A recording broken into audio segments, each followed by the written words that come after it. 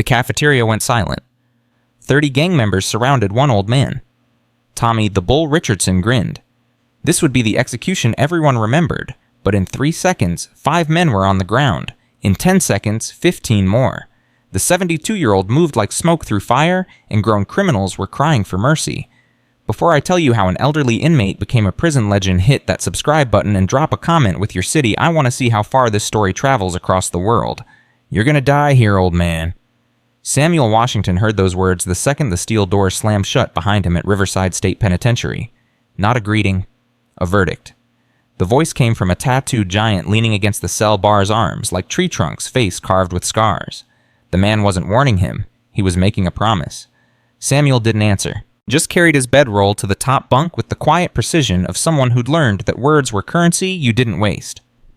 "Did you hear me, Grandpa?" The giant stepped closer, blocking the light.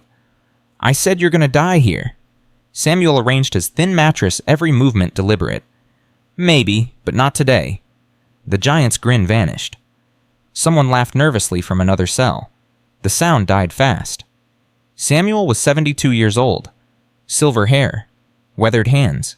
Face mapped with lines that told 7 decades of stories. His orange jumpsuit hung loose on a frame that looked frail.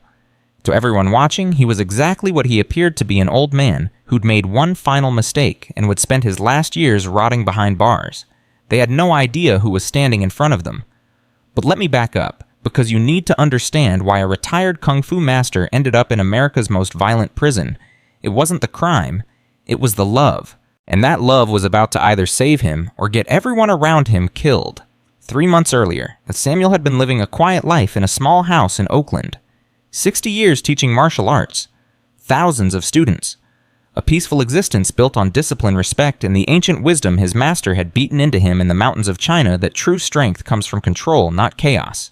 Then his grandson Marcus got arrested, 16 years old, caught selling drugs for a dealer who'd recruited half the kids in their neighborhood. The kind of dealer with connections.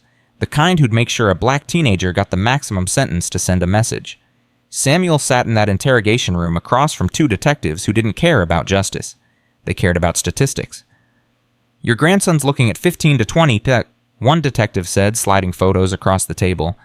"Unless someone takes responsibility, unless someone with a clean record steps up." Samuel looked at those photos. Marcus in handcuffs. Marcus crying. Marcus, whose father was dead, and whose mother was working 3 jobs just to keep the lights on. "I'll take the plea," Samuel said quietly. "You don't even know what you're confessing to." "Doesn't matter, he's 16. He deserves a second chance."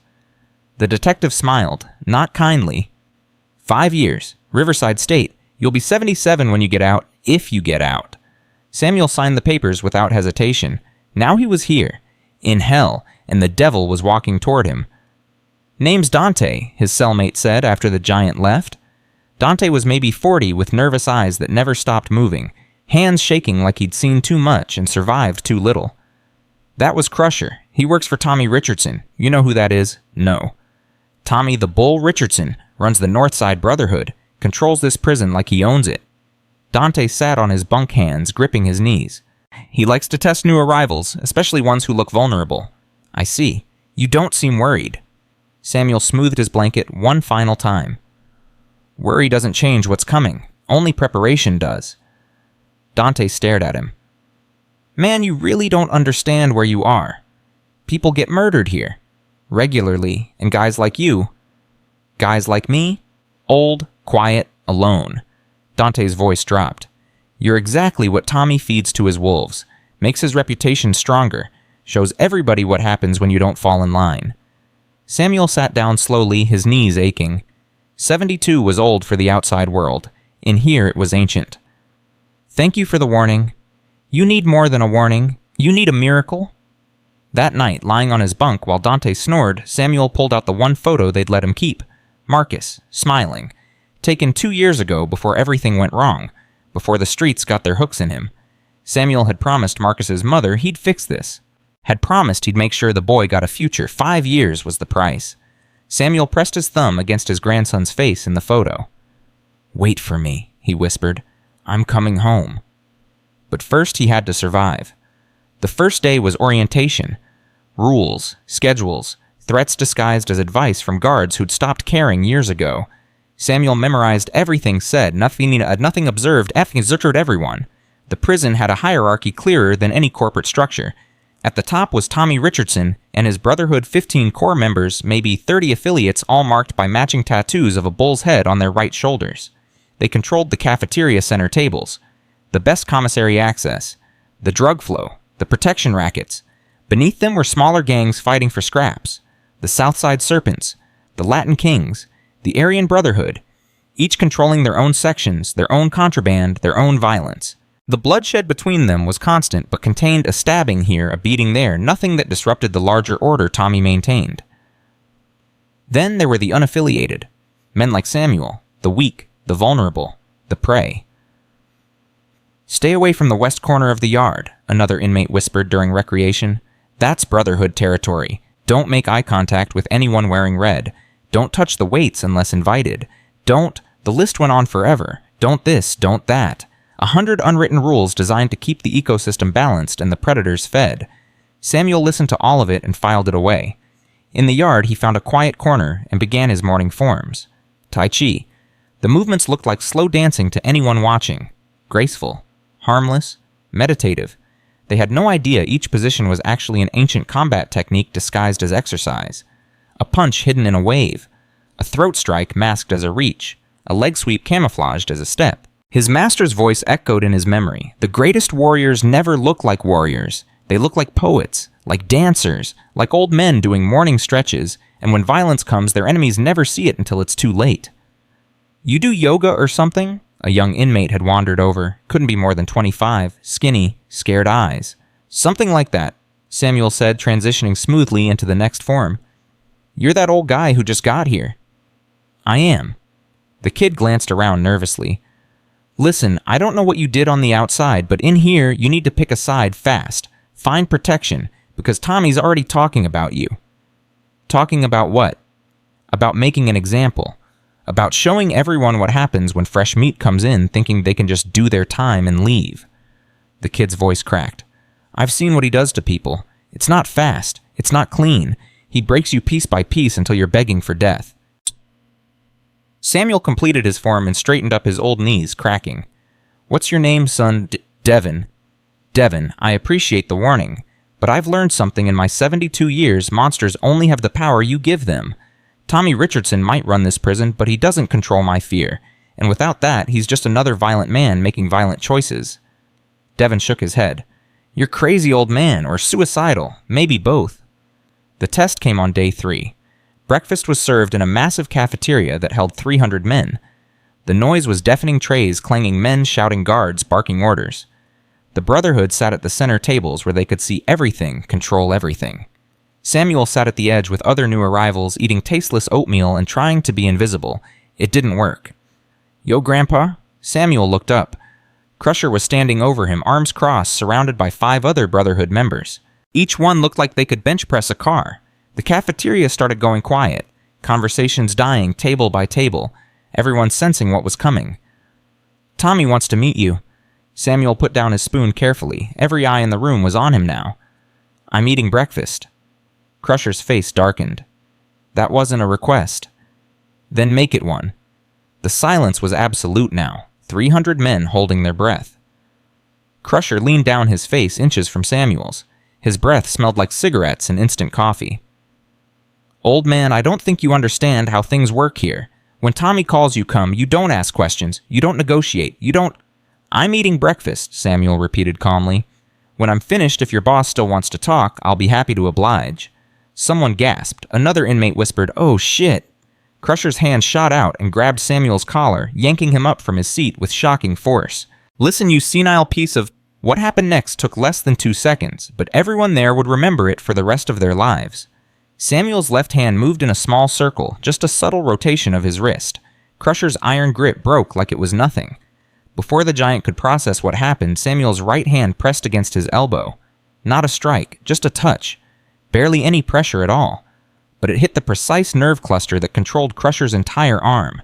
The giant's legs buckled, his body twisted, and suddenly all 260 pounds of muscle and violence was spinning out of control, crashing face first into the table with a sound like a gunshot.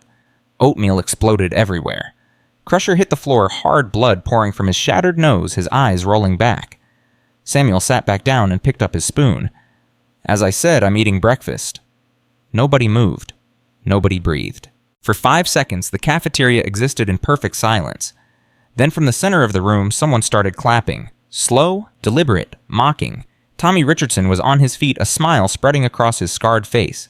He was exactly what you'd expect a prison gang leader to be, 6'4", 250 pounds of muscle and malice with dead eyes that had seen too much violence and enjoyed every second.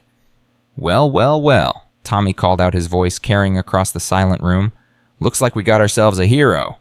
He started walking toward Samuel's table. His entire crew followed 15 men, each one a nightmare in orange. The crowd parted like water, everyone desperate to get out of the way. Samuel kept eating. Tommy reached the table and sat down across from Samuel uninvited. Up close, his face was even worse, a roadmap of knife scars, burn marks, and tattoos that covered every inch of exposed skin. His hands were massive knuckles, scarred and swollen from decades of violence. You know who I am? Tommy asked. Yes. You know what I do to people who disrespect my crew? I can imagine. Tommy's smile widened, but his eyes stayed dead. Then you must have a death wish, old man, or you're just stupid. Which is it? Samuel put down his spoon and looked directly at Tommy for the first time. The man's eyes were like looking into an abyss, empty, cold, hungry. Samuel had seen eyes like that before. In China, in men who'd killed so many times they'd forgotten what it felt like to be human. Neither, Samuel said quietly. I just don't believe in being bullied during breakfast. Someone snickered nervously, 3 tables away. The sound died instantly. Tommy's smile vanished, replaced by something worse. Something calculating. You think this is funny? No, I think this is unnecessary. Samuel's voice was calm, almost gentle. I'm an old man serving time for a mistake. I don't want trouble. I don't want territory. I don't want to join anyone's gang or fight anyone's battles. I just want to do my time in peace and go home to my grandson. The word grandson hung in the air. Tommy's eyes flickered. Just for a second. Then the deadness returned. Peace, he repeated, his voice mocking. You hear that, boys? Grandpa wants peace. His crew laughed on cue, a chorus of hyenas. Tommy leaned forward, elbows on the table, his voice dropping to a whisper that somehow carried across the entire cafeteria. Let me explain something to you, old man. There is no peace in Riverside. There's only power. You're either predator or prey, hunter or hunted. You don't get to be neutral. You don't get to sit on the sidelines. And you definitely don't get to embarrass my lieutenant in front of 300 witnesses without consequences. I didn't mean to embarrass anyone, Samuel said. I defended myself when someone put their hands on me. That's not disrespect. That's self-preservation. You put hands on my soldier. After he assaulted me... Tommy's jaw clenched. A vein pulsed in his temple. His massive hands curled into fists on the table. For a moment, Samuel thought the man might actually explode right there. Might flip the table, might try to kill him with his bare hands in front of everyone. Instead, Tommy took a deep breath and smiled again. But this time it was worse than his anger. This time it was the smile of a man planning something terrible. You know what? Tommy said slowly. I like you, old man. You got balls. Misguided, senile, suicidal balls, but balls nonetheless. He stood up slowly, towering over the table. So I'm going to give you a choice. Right here, right now, in front of everyone. The cafeteria was so quiet you could hear the ventilation system humming. You can join my brotherhood, pledge your loyalty, take the mark, and we'll forget this whole thing happened. You'll be protected, fed, safe. Hell, we'll even make sure your grandson gets a nice care package sent to him every month. Tommy's smile widened. Or you can keep playing hero, and I'll make sure your last days on this earth are so painful you'll beg me to kill you. And when I'm done with you, I'll make sure your grandson knows it was all because his grandpa was too proud to bend the knee. The threat landed like a physical blow. Samuel's hands tightened slightly on his tray. His jaw clenched. Tommy saw it and laughed. Oh, now I got your attention. Funny how that works. You don't care about yourself, but you care about the kid. Marcus Wright, 16 years old, living with his mama in Oakland, goes to Jefferson High School, plays basketball on Tuesdays and Thursdays. Samuel's blood went cold. Yeah, I know all about him, Tommy continued. I got friends on the outside. Friends who owe me favors. One phone call, old man. One phone call and your grandson has a real bad accident. The kind that leaves him crippled. Or worse. The cafeteria watched in silence. Samuel stood up slowly, his movements fluid despite his age. When he spoke, his voice was barely above a whisper, but every word cut like a blade. "You can threaten me all you want. You can send your men. You can try to break me. But if you touch my grandson, if you even think about hurting that boy, I will make sure you regret every breath you've ever taken. I've spent my entire life learning how to hurt people in ways you can't imagine, ways that don't kill, ways that leave you alive but wishing you were dead, and I'll use every single technique on you personally." The temperature in the room dropped 10 degrees. Tommy's smile froze, because something had changed in Samuel's eyes. The gentle old man was gone. In his place was something else, something ancient, something dangerous. "You threatening me?" Tommy asked, his voice low. "I'm making a promise. Stay away from my family." They stood there locked in a silent battle of wills while 300 men watched. Finally, Tommy nodded slowly, like Samuel had just confirmed something he'd suspected. "Okay," Tommy said quietly. "Okay, old man. You made your choice." He turned and walked away, his crew following. But as they left, Tommy said 3 words that sent a chill through the cafeteria. "Break him slowly." Dante grabbed Samuel's arm the second they were back in their cell. "Are you insane? Do you have any idea what you just did?" "I stood up for myself. You signed your own death warrant." Dante was pacing now, hands shaking worse than before. "Tommy doesn't forgive. He doesn't forget. He's going to make an example out of you that'll keep people in line for the next decade.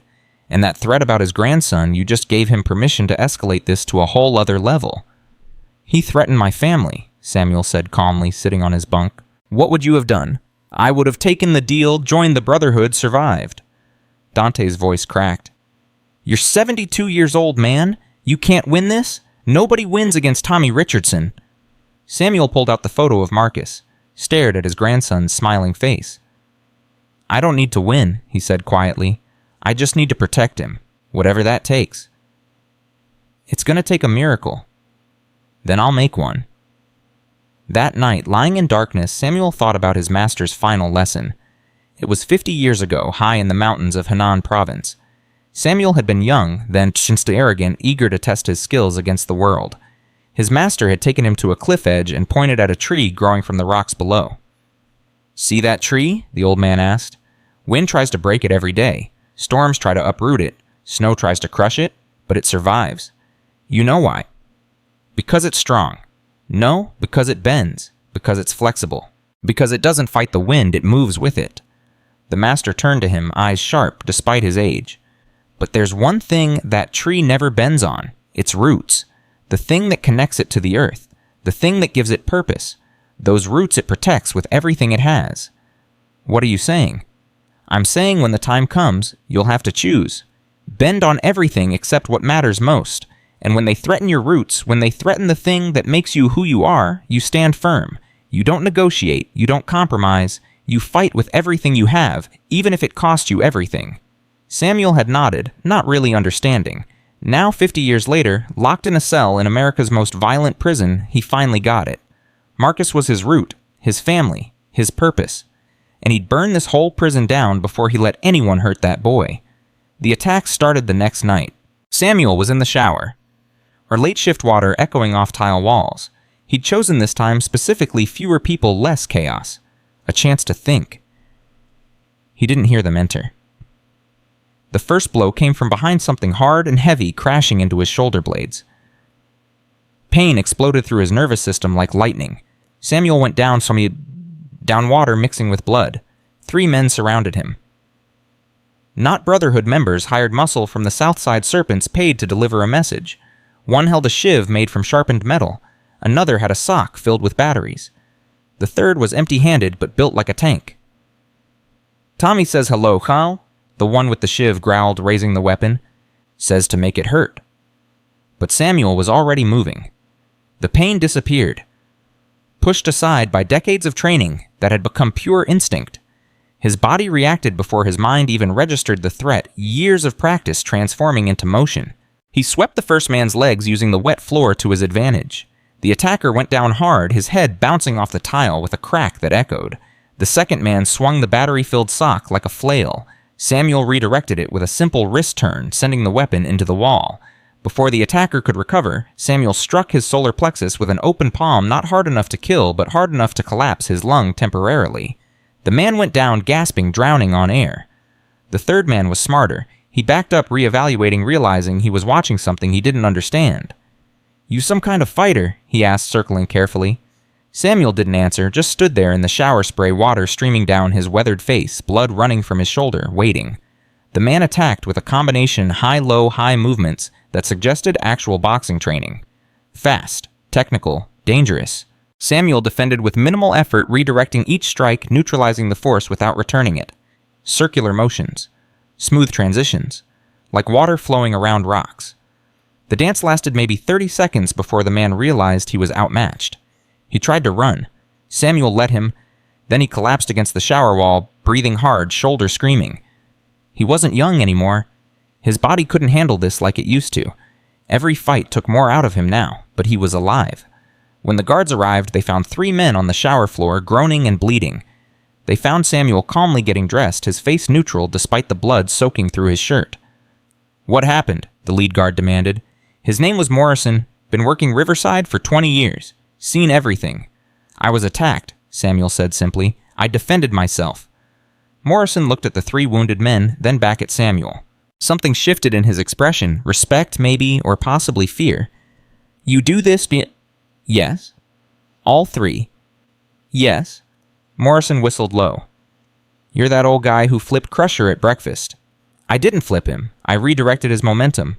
"Same difference." Morrison radioed for medical, then looked at Samuel seriously. "Listen, I don't know what your deal is, but you just made things 100 times worse. Tommy doesn't stop. He escalates. This was just the beginning.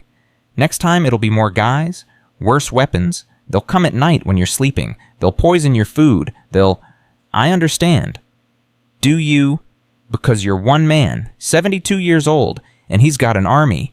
Samuel pulled his shirt on, slowly wincing as the fabric touched his injured shoulder. "Officer Morrison, I've spent my entire life preparing for moments like this.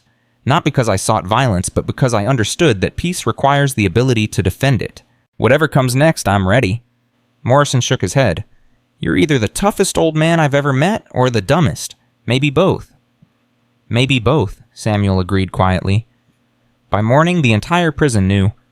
3 gang members hospitalized by a 72-year-old retiree. The story spread like wildfire, growing with each retelling until Samuel had supposedly fought off 10 men, while blindfolded and singing opera. In the yard during recreation, inmates stared at him openly now, some with fear, others with curiosity, a few with calculation, wondering if they could use him somehow. The serpents glared at him with pure hatred. The Latin kings watched him with interest. Even the Aryan Brotherhood, who normally ignored anything that didn't involve white inmates, were paying attention. And at the center of it all, Tommy Richardson sat at his table watching Samuel with those dead eyes, planning. Samuel ignored all of it and found his quiet corner to do his morning forms. Tai Chi movements that looked like slow dancing but were actually ancient combat techniques disguised as meditation. Devin found him mid-form. "You really did it. You beat 3 guys in the shower." "I survived 3 guys in the shower," Samuel corrected, transitioning smoothly into the next position. "There's a difference." "Not to everyone else. You're like a legend now. People are calling you the Master." Samuel sighed. "I don't want to be a legend. I just want to finish my sentence." "Too late for that." Devin glanced around nervously. "Tommy's planning something big. I heard his lieutenants talking. They're bringing in hitters from the other blocks. Professional killers. The kind who've murdered COs and gotten away with it." "When?" "Soon. Maybe tonight. Maybe tomorrow." Devin's voice dropped to a whisper. "Listen, there's a group of us. Unaffiliated guys who stay out of gang business. We've been talking. If you want, we could try to protect you. Watch your back. It wouldn't be much, but..." "No," Samuel said firmly. "I won't put you in danger."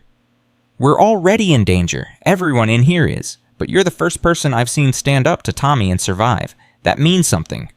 Samuel completed his form and turned to face Devin properly. "Son, I appreciate what you're offering, but this is my fight. Tommy made it personal when he threatened my grandson. I can't let anyone else get hurt because of me." "So you're just going to face them alone?" "I've been alone before. I'll manage." Devin shook his head in disbelief. "You're crazy." "So I've been told." But that night, lying in his bunk, Samuel's shoulder throbbing, his body aching, he wondered if maybe they were right. Maybe he was crazy. Maybe he should have just taken Tommy's deal, joined the Brotherhood, kept his head down. Then he looked at Marcus's photo again, and remembered why he couldn't. Because Marcus was watching. Even from the outside, even without knowing the details, the boy was watching to see what kind of man his grandfather was.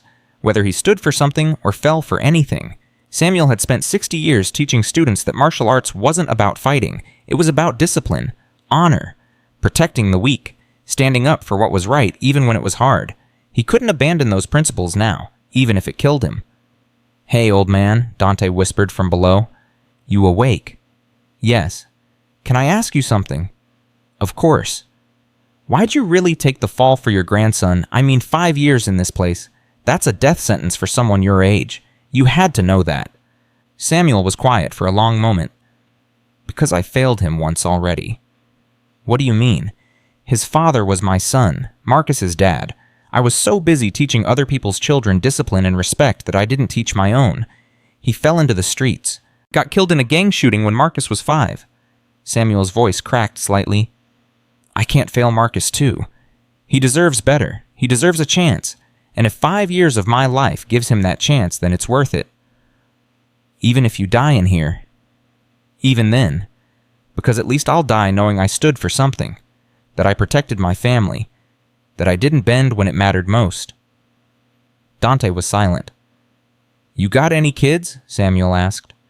"A daughter. She's 12. Haven't seen her in 6 years." "Then you understand." "Yeah," Dante whispered. "Yeah, I do." The next day, Samuel woke up to find a note slipped under his cell door. No signature, just 5 words in crude handwriting. "Tonight, cafeteria, come alone." Tommy's move. Samuel showed the note to Morrison during breakfast. The guard read it and cursed. "This is a hit order. He's going to ambush you with his whole crew. You go to that cafeteria tonight and you're dead." "Then I'll die standing up." "Don't be stupid. We can put you in protective custody, lock you down in solitary until... Until what? Until Tommy gets released in 5 years and goes after my grandson anyway." Samuel shook his head. "No, this ends here, one way or another." Morrison stared at him. "You really think you can beat Tommy Richardson and his entire gang?" "No, but I can make sure they remember the cost of threatening my family." "That's suicide." "Maybe, but it's my choice." Morrison was quiet for a long moment. Then he did something Samuel didn't expect. He reached into his pocket and pulled out a small piece of paper with a phone number. "After it's over, if you're still alive, call this number. It's my personal cell. I'll make sure your grandson knows what you did, what you stood for." Samuel took the paper. "Thank you." "Don't thank me. Just try not to die." All day the tension built. Everyone knew something was coming. Inmates placed bets. Gang members sharpened weapons. Guards doubled their patrols, but everyone knew they'd arrived too late. Devin found Samuel in the library during afternoon session. "Please don't go tonight. Everyone knows it's a trap." "I know. Then why?" "Because some traps you walk into on purpose. Because some fights you can't avoid. Because sometimes the only way to protect the people you love is to stand in the fire and refuse to burn." Devin's eyes filled with tears. "You're gonna die." "We're all gonna die eventually, son. The question is what we stand for before we do." That night at 8 p.m., Samuel walked into the cafeteria alone and found 30 men waiting for him. Tommy Richardson stood at the center of the cafeteria like a king surveying his kingdom. Behind him, 30 men formed a semicircle of Violence Brotherhood members, serpents who'd taken payment, Latin kings who'd agreed to a temporary alliance, even 3 Aryan Brotherhood enforcers who'd been promised first pick of Samuel's commissary account. The fluorescent lights hummed overhead, casting harsh shadows across faces that had forgotten what mercy looked like. Samuel stopped 10 feet from the nearest attacker. His hands hung loose at his sides. His breathing was steady. 72 years old and walking into an execution, but his face showed nothing except calm. "You actually came," Tommy said, genuine surprise in his voice. "I honestly thought you'd hide in your cell, beg for protective custody, maybe even hang yourself and save us the trouble." "You threatened my grandson," Samuel said quietly. "Where else would I be?" Tommy laughed and his army laughed with him. The sound echoed off the concrete walls like hyenas circling wounded prey. "You know what I love about guys like you? You think honor means something in here. You think standing up for family makes you noble." He stepped closer, those dead eyes gleaming. "But all it really makes you is stupid, Because your grandson's gonna grow up without a grandfather, and it's your fault for not knowing when to bow. I'd rather die standing than live kneeling. Oh, you're gonna die standing, that much is guaranteed. Tommy cracked his knuckles, the sound like gunshots in the silent cafeteria. But first, I'm gonna teach you what happens when someone disrespects me, and I'm gonna take my time doing it. He nodded to his men. Break every bone in his body, but keep him conscious. I want him to feel everything. The 30 men started moving in, forming a tighter circle, cutting off any escape. Samuel could see it in their eyes. Some were eager, hungry for violence. Others were reluctant, going through the motions because refusing Tommy was suicide. A few looked almost sorry, like they respected what Samuel had done but couldn't afford to show it. Samuel centered his weight, dropped his breathing into his diaphragm, the way his master had taught him 50 years ago. His body hurt. The shoulder injury from last night throbbed with every heartbeat. His knees ached. His hands weren't as fast as they used to be, but his mind was clear, his spirit was focused, and he'd made peace with whatever came next. "Last chance, old man," Tommy said. "Beg for mercy. Kiss my feet. Maybe I'll make it quick." Samuel looked past Tommy, past the 30 men, past the walls of the prison. In his mind, he saw Marcus's face, saw his daughter-in-law struggling to raise a son alone, saw the students he'd taught over 60 years, all those young people he'd tried to show that strength without discipline was just violence, and violence without purpose was just chaos. "I have no mercy to beg for," Samuel said, "and the only person I'd kneel to is God. So if you're going to do this, do it. But know that every man you send at me is going to leave here broken, and when it's over, when I'm dead and gone, everyone in this prison is going to remember that Tommy Richardson needed 30 men to kill one old man. That's the legacy you're building tonight." Something flickered in Tommy's eyes. Doubt, maybe, or respect. It died quickly, strangled by pride and anger. "Kill him," Tommy said. The first 5 men rushed in simultaneously, a coordinated attack coming from different angles to overwhelm Samuel's defenses. The one in front swung a sock filled with batteries. The 2 on the sides had shivs. The 2 behind planned to grab Samuel's arms and hold him still for the others. Samuel moved like water.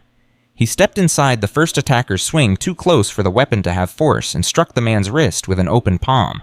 The bones cracked. The sock dropped. Samuel caught it midair, spun, and drove it into the second attacker's jaw. Teeth scattered like dice. The 2 with shivs thrust simultaneously. Samuel dropped below both blades, swept one man's legs, and used his falling body as a shield against the second. They collided in a tangle of limbs. Samuel was already moving past them, spinning to face the 2 trying to grab him from behind.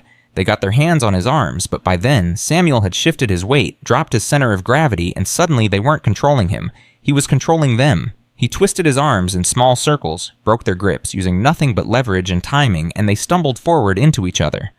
Samuel struck the first one's temple with his knuckles. Not a punch, a precise tap to the specific nerve cluster that shut down consciousness like flipping a switch. The man dropped. The second one tried to tackle him. Samuel sidestepped, guided the man's momentum past him, and pushed gently on his back. The attacker crashed face first into the concrete floor. 5 men down in 10 seconds. The cafeteria was dead silent except for groaning. Tommy's face had gone white. "What the hell are you waiting for, all of you now?" Boom. The next wave came 10 men this time, learning from the first group's mistake. They didn't rush in wild. They coordinated. 3 grabbed tables and used them as battering rams. 4 circled around to cut off Samuel's movement. 3 more hung back with weapons ready to strike when openings appeared.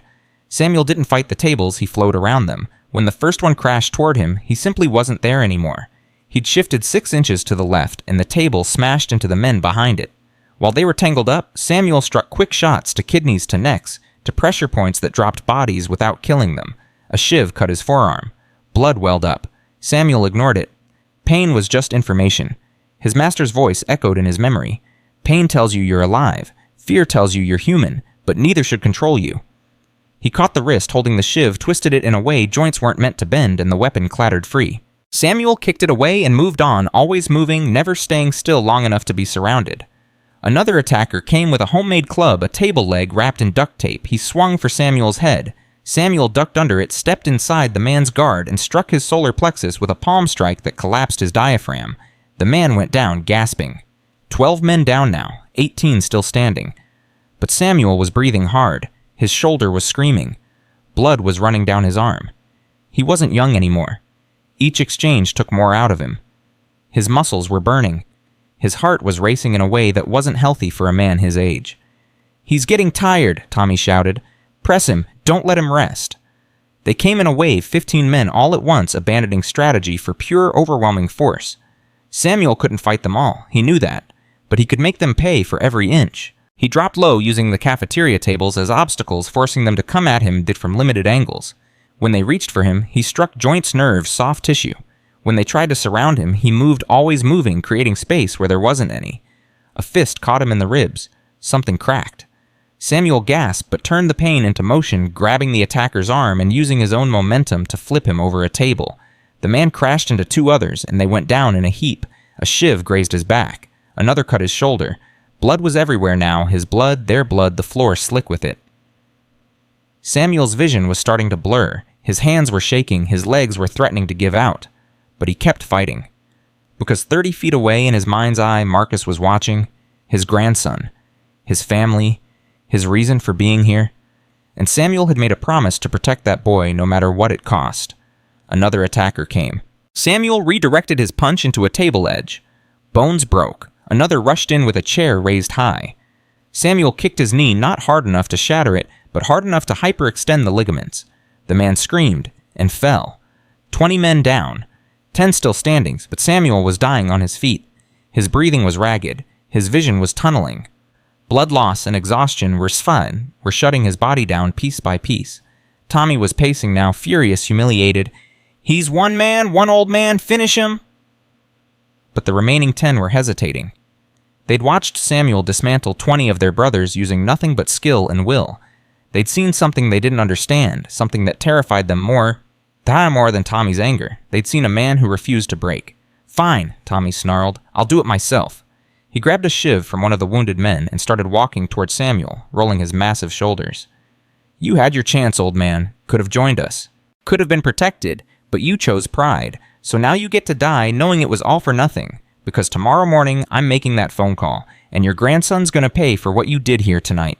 Samuel's head snapped up. Blood was running down his face. His left arm hung useless at his side, but his eyes were clear, focused, and filled with something Tommy had never seen in this prison before.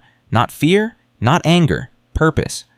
"You're not making any phone calls," Samuel said quietly, "because tonight this ends." Tommy laughed. "You can barely stand. Look at you. You're dead already, you just don't know it yet." "Maybe, but I'm taking you with me." Something in Samuel's voice made Tommy pause, made the remaining 10 men take a step back. Because it wasn't a threat, it was a statement of fact, delivered with the calm certainty of someone who'd accepted death and made peace with what came after. Tommy's grip tightened on the shiv. "Come on then, Grandpa. Let's see what you got left." They circled each other slowly. Tommy was younger, stronger, completely unhurt. Samuel could barely move. By every rational measure, this fight was over before it started. But Tommy didn't understand what he was facing. Didn't understand that true mastery wasn't about strength or speed or youth. It was about economy of motion. About using exactly what was needed and nothing more. About finding the stillness at the center of chaos and striking from there. Tommy lunged with the shiv, a wild stab aimed at Samuel's gut. Samuel turned his body, let the blade pass an inch from his stomach, and struck Tommy's wrist. The shiv skittered away. Tommy roared and threw a haymaker. Samuel slipped it, stepped inside Tommy's guard, and drove his palm into Tommy's nose. Not a showy strike, not theatrical, just precise application of force to fragile cartilage. Blood exploded. Tommy stumbled back, shocked. No one had hit him like that in 15 years. Not since he'd taken control of this prison. "You son of a d-" Tommy charged like a bull, using his size and weight as weapons. Samuel waited until the last second, then dropped and swept Tommy's legs. All 250 pounds of gang leader crashed to the floor. Before Tommy could rise, Samuel was on him. Not with fists, not with violence. With a grip, his remaining good hand locked around Tommy's throat, fingers pressing into the exact pressure points that controlled blood flow to the brain. "Listen to me," Samuel whispered, his voice barely audible. "You're going to leave my grandson alone. You're going to spread the word in here that I'm off limits. And you're going to tell every single man in this prison that the old guy who kicked your ass is done fighting. No more attacks, no more tests, no more games." Tommy's eyes were bulging. His face was turning purple. He clawed at Samuel's hand, but the grip was iron despite Samuel's injuries. "Or what?" Tommy gasped. "You gonna kill me? There's 10 guys right there. They'll tear you apart." "Yes, but you'll be dead first, and everyone will know Tommy Richardson died begging for his life from a 72-year-old retiree." Samuel's voice was ice cold. "Is that the legacy you want? Is that how you want to be remembered?" Tommy's mouth opened and closed. No sound came out. "I'm going to let you go now," Samuel said, "and you're going to make the smart choice, because I don't want to kill you. I don't want to hurt anyone. I just want to do my time and go home. But I will end you if you force my hand, and we both know I can do it." He released the grip. Tommy gasped, sucking in air, his hands going to his throat. Samuel stood up slowly, every movement agony. He turned to face the 10 remaining men. "Anyone else?" They looked at Tommy, looked at the 20 men groaning on the floor, looked at this bloodied, broken old man who'd somehow survived impossible odds. No one moved. "Then we're done here," Samuel said. He walked toward the cafeteria exit, his gait unsteady, leaving bloody footprints with every step. The 10 men parted like water, pressing themselves against the walls to let him pass. Samuel had almost reached the door when Tommy's voice stopped him. "Hey, old man!" Samuel turned slowly, expecting another attack, ready to fight, even though he had nothing left. But Tommy wasn't standing. He was still on the floor, one hand on his throat, looking up at Samuel with an expression that was almost confused. "What are you?" Tommy asked.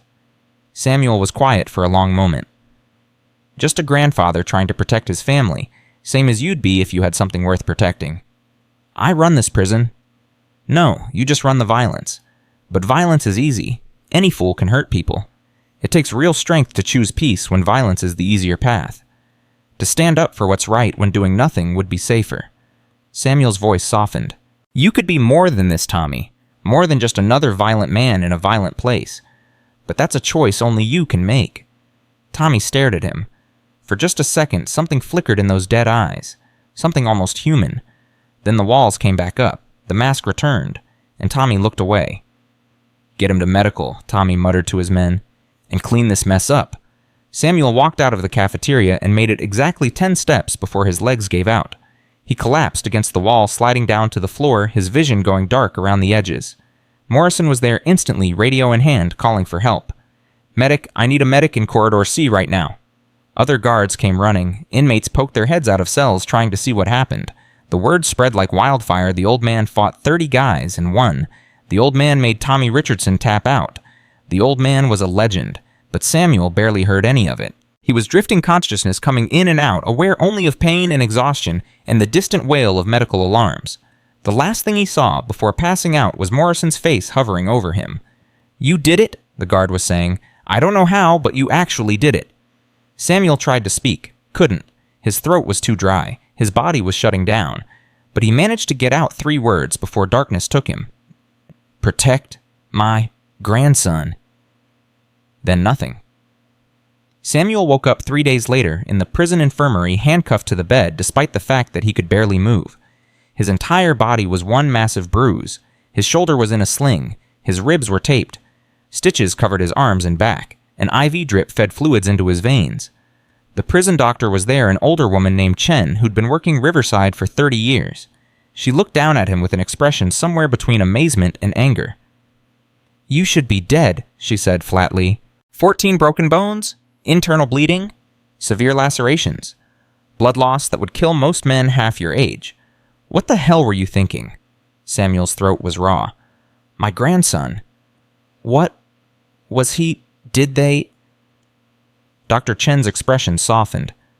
"Your grandson's fine. Morrison made some calls. Had the Oakland PD do a wellness check. The boy's safe at home with his mother. No one's touched him." Samuel closed his eyes. Relief flooding through him so powerfully it hurt worse than the injuries. "Thank you," he whispered. "Don't thank me. Thank Morrison. He's the one who's been sitting outside your door for 3 days, making sure no one finishes what they started in that cafeteria." She checked his vitals, made notes on her chart. "You know the warden wants to charge you with inciting a riot. I defended myself. Against 30 men, which is either the most impressive act of self-defense in prison history or the most obvious case of fighting I've ever seen." She paused. "But 23 of those men told the investigators that you never threw the first punch, that you only fought when attacked, that you had multiple chances to kill people and didn't, so the warden's in a difficult position." "What does that mean?" It means you're going to solitary for 60 days pending investigation, standard procedure after a major incident. But between you and me," she leaned in close, "you just did something no one's done in 15 years. You made Tommy Richardson back down, and every single inmate in this prison saw it. That changes things." Samuel didn't respond. He was too tired, too broken. He just wanted to sleep. "Your grandson sent you something," Dr. Chen said, pulling an envelope from her pocket. "Morrison pulled strings to get it approved. Figured you'd want to see it." She held it where Samuel could see. His name was written in careful handwriting. Marcus's handwriting. The return address was Oakland. "Can you?" Samuel's voice cracked. Dr. Chen opened the envelope and pulled out a single piece of notebook paper. She began reading aloud. "Dear Grandpa, Mom told me what you did. She said you took the blame for my mistakes. She said you're in prison because of me. I can't stop crying. I can't believe I was so stupid. I'm so sorry. But I want you to know something. I'm done with that life. I quit the dealers. I'm going back to school. I'm trying to be the man you always taught me to be. I'm trying to make you proud. Please come home safe. I need you. I love you, Marcus." Tears ran down Samuel's face. He didn't try to hide them. Dr. Chen folded the letter carefully and placed it on the side table where Samuel could see it. "Get some rest. You've earned it." She left, and Samuel lay there, staring at his grandson's handwriting until exhaustion pulled him under again. The 60 days in solitary were the longest of Samuel's life. 23 hours a day in a cell barely bigger than a closet. 1 hour for exercise in a concrete box under the sky. No human contact except guards sliding meal trays through a slot. But it gave him time to heal, time to think, time to process what had happened. He did his forms every day in the tiny space modified for his injuries, meditated for hours, read the Bible and the one book they let him keep a translation of the Tao Te Ching that his master had given him 50 years ago.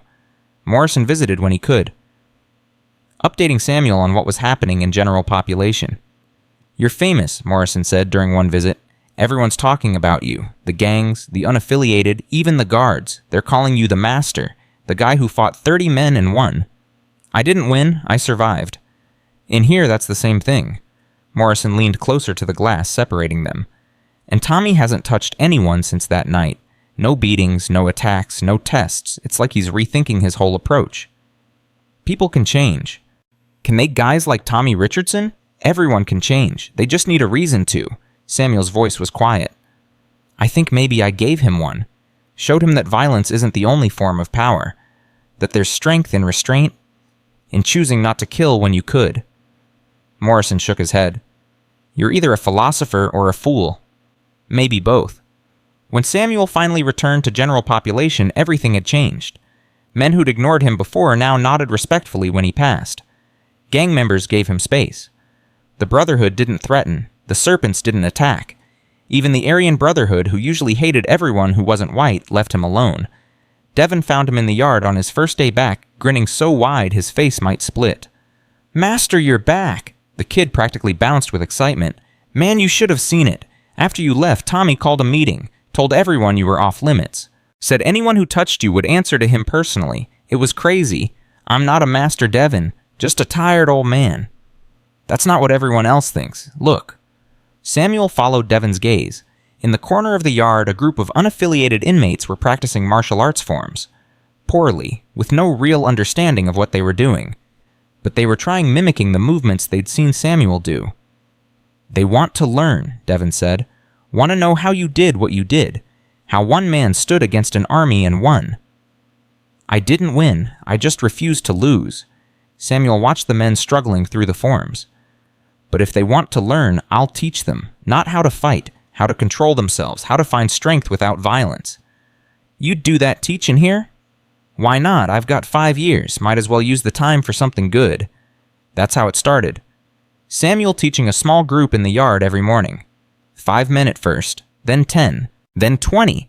Word spread that the master was sharing his knowledge, and inmates came from every gang, every race, every background. He didn't teach them violence. He taught them breathing, focus, control. The philosophy his master had taught him that martial arts was about mastering yourself, not defeating others.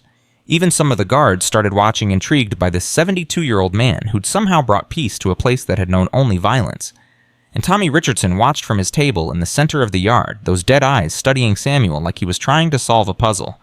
3 months after the cafeteria incident, Tommy approached Samuel during morning practice. The yard went silent. Everyone tensed, expecting violence, but Tommy just stood there, hands in his pockets, watching the students go through their forms. "You really believe this stuff?" Tommy asked. "That violence isn't the answer. Violence is an answer, just rarely the right one." Samuel continued, correcting a student's stance. "Power based on fear only lasts until someone stops being afraid, but power based on respect, that endures." Tommy was quiet for a long time. Then he said something that shocked everyone within earshot. "Teach me." Samuel stopped, turned, looked at Tommy carefully. "Why?" "Because I've been running this prison for 15 years using fear, and in one night, you made me look weak using nothing but skill and discipline. I want to understand how." Tommy's jaw clenched. "And because maybe I'm tired of being what everyone expects me to be." Samuel studied him, saw something in those dead eyes that hadn't been there before. A spark, small, fragile, but real. "You understand this isn't about learning how to hurt people better. It's about learning how not to hurt them at all." "I understand. And you'll have to train alongside everyone else. No special treatment, no shortcuts." "Fine." Samuel nodded slowly. "Then join us. But leave your reputation at the door. In this circle, we're all just students." Tommy hesitated, then he stepped into the training space and 20 men watched the most feared gang leader in Riverside State Penitentiary bow respectfully to a 72-year-old retiree. The yard exploded with whispers. And Samuel smiled because in that moment he understood his master's final lesson had come full circle. Violence could break bodies. But peace, real peace, had to be chosen, had to be taught, had to be lived every single day, especially when violence was easier. He had 4 years and 9 months left on his sentence. And for the first time since arriving at Riverside, Samuel thought maybe, just maybe, he might actually make it home to see his grandson again. Tommy Richardson's first lesson was humiliation. Not the kind he was used to inflicting, but the kind he had to endure. Samuel had him stand in horse stance for 20 minutes while the other students practiced their forms. Just standing, knees bent, arms extended, looking like a fool in front of men who used to fear him. "This is stupid," Tommy grunted after 5 minutes, sweat already pouring down his face. "What's this got to do with fighting?" "Everything," Samuel said calmly, walking around him. "You can't control an opponent if you can't control yourself. And right now your legs are shaking because your mind's weak. You're thinking about how much it hurts instead of accepting the pain and moving past it. My mind ain't weak." "Then prove it. Stop complaining and finish the stance." The yard watched in silence. The Brotherhood stood in the corner, confused and angry. Their leader was taking orders from an old man, being treated like a child. And he was allowing it. Devin leaned close to Samuel. "Is this safe, making him look bad in front of everyone?" "He's not looking bad. He's looking brave. It takes more courage to admit you need to learn than to pretend you already know everything." Samuel raised his voice. "Tommy, you're dropping your left shoulder. Straighten your spine." Tommy adjusted his jaw, clenched so tight his teeth might crack. But he didn't quit, didn't lash out, just stood there suffering while Samuel taught the others. When the 20 minutes finally ended, Tommy collapsed to his knees, gasping. His legs were rubber. His pride was somewhere on the ground next to him. Samuel handed him a cup of water from the fountain. "Tomorrow will be easier." "You enjoyed that," Tommy accused between gulps. "No, but you needed it. Every student has to learn that their body will quit long before their spirit does. That discomfort is just information. That real strength is measured in what you endure, not what you inflict." Samuel paused. "Come back tomorrow, same time." Tommy looked up at him, something shifting in those dead eyes. "Why are you doing this, teaching me after what I did to you?" "Because my master once told me that holding a grudge is like drinking poison and expecting the other person to die. You threatened my family. I defended them. Now that chapter is closed. What happens next is up to you." Tommy stood slowly, his legs shaking. "I don't know how to be anything except what I am." "Then learn. That's why you're here." Over the next 3 months, something impossible happened in Riverside State Penitentiary. Tommy Richardson became a student, not just in name, but in practice. He showed up every morning for training, endured the horse stances and the breathing exercises and the meditation that made him want to scream. Let Samuel correct his forms in front of everyone, took criticism from a 72-year-old man who'd beaten him in front of his own crew, and slowly, very slowly, the dead look in his eyes started to change. "I had a daughter," Tommy said one morning during a water break. Just volunteered it out of nowhere while the other students practiced. Before I came in here, she was 3 years old, blonde hair, blue eyes, looked like her mother. Samuel didn't respond immediately, just listened. I was running with the North Side back then, street-level stuff, stealing cars and forcing for the bigger players. One night I came home and she was waiting up for me, asked where I'd been. I told her I was working. She said, "Daddy, you smell like smoke and bad things." Tommy's voice cracked slightly. 3 years old and she could already see what I was. What happened to her? Her mother left, took her to another state, filed a restraining order. I violated it twice trying to see my daughter, caught charges both times. By the time I got to Riverside, she was 7. Haven't seen her in 15 years. She's 22 now. Probably doesn't even remember my face. Maybe that's better. Maybe she remembers the father who cared enough to try. Bah, Tommy shook his head. I was never that father. I was just a violent man making violent choices. And when she's older, when she Googles my name, all she's going to find is newspaper articles about the gang leader who ran Riverside through fear. He looked at Samuel. Is it too late to change that, to become something she wouldn't be ashamed of? It's never too late to change. It's only too late when you stop trying. The training sessions grew larger. 50 men now, then 70. Even some guards started showing up on their breaks, intrigued by what was happening. Samuel taught them all the same lessons his master had taught him, that violence was easy, but peace required discipline. That strength without wisdom was just brutality. That the greatest warrior was the one who never had to fight because everyone around him chose a better path. But not everyone was happy about the changes. The Southside Serpents watched Tommy's transformation with growing anger. Their leader, a vicious man named Carlos, saw opportunity in Tommy's weakness. "You notice Tommy don't run things the same no more," Carlos said to his lieutenants one night in their block. "No more beatings, no more enforcement, just sitting in the yard learning breathing exercises like some kind of hippie. The Brotherhood's going soft." "So what do we do?" one lieutenant asked. Carlos smiled. "We take over. Show everyone that while Tommy was busy playing student, we were busy getting stronger, and we start by taking out the source. The old man. Tommy won't do nothing to protect him, not anymore. He's too busy trying to find inner peace or whatever." Carlos cracked his knuckles. "We hit Samuel Washington hard, put him in the hospital for 6 months. Show everyone that this peace and respect nonsense don't mean nothing in Riverside. Fear is the only currency that matters." The attack came during library time 2 weeks later. Samuel was alone reading in the corner when 5 serpents surrounded him. Carlos stood at the front holding a sharpened screwdriver. "Nothing personal, old man," Carlos said. "But you're bad for business. All this peace and harmony stuff is making people forget how things really work in here." Samuel closed his book slowly. "You don't have to do this." "Yeah, I do, because in 6 months when you're healed up and Tommy's forgotten about his little spiritual journey, I'm going to be running this prison, and everyone's going to remember that Carlos took out the master while Tommy did nothing. Tommy will come for you." "Will he, the guy who spends his mornings doing Tai Chi and talking about breathing that Tommy..." Carlos laughed. "Nah, that Tommy's gone. You broke him when you beat him. Now he's just a shell playing pretend." Samuel stood up slowly. His body was still healing from the cafeteria fight 6 months ago. His shoulder wasn't the same. His ribs ached in cold weather. But his eyes were clear and his mind was focused. "Last chance to walk away," Samuel said quietly. "Old man, there's 5 of us and 1 of you, and this time there ain't going to be no miracle save. You're about to learn that peace don't protect you from violence. Only violence protects you from violence." Carlos thrust with the screwdriver. Samuel moved, but not fast enough. The weapon grazed his side, cutting through his shirt, drawing blood. Samuel gasped, but didn't stop moving. He grabbed Carlos's wrist, twisted it in a way that made bones grind, and the screwdriver clattered to the floor. The other 4 rushed in. Samuel fought, but he was tired, hurt older than he'd been 6 months ago. He got in good shots, a palm strike that broke one man's nose, a sweep that dropped another, a nerve strike that paralyzed a third man's arm. But they kept coming, kept pressing, and Samuel was losing ground. A fist caught him in the jaw. His vision blurred. Another hit his ribs right where they'd been broken before. Pain exploded through his chest.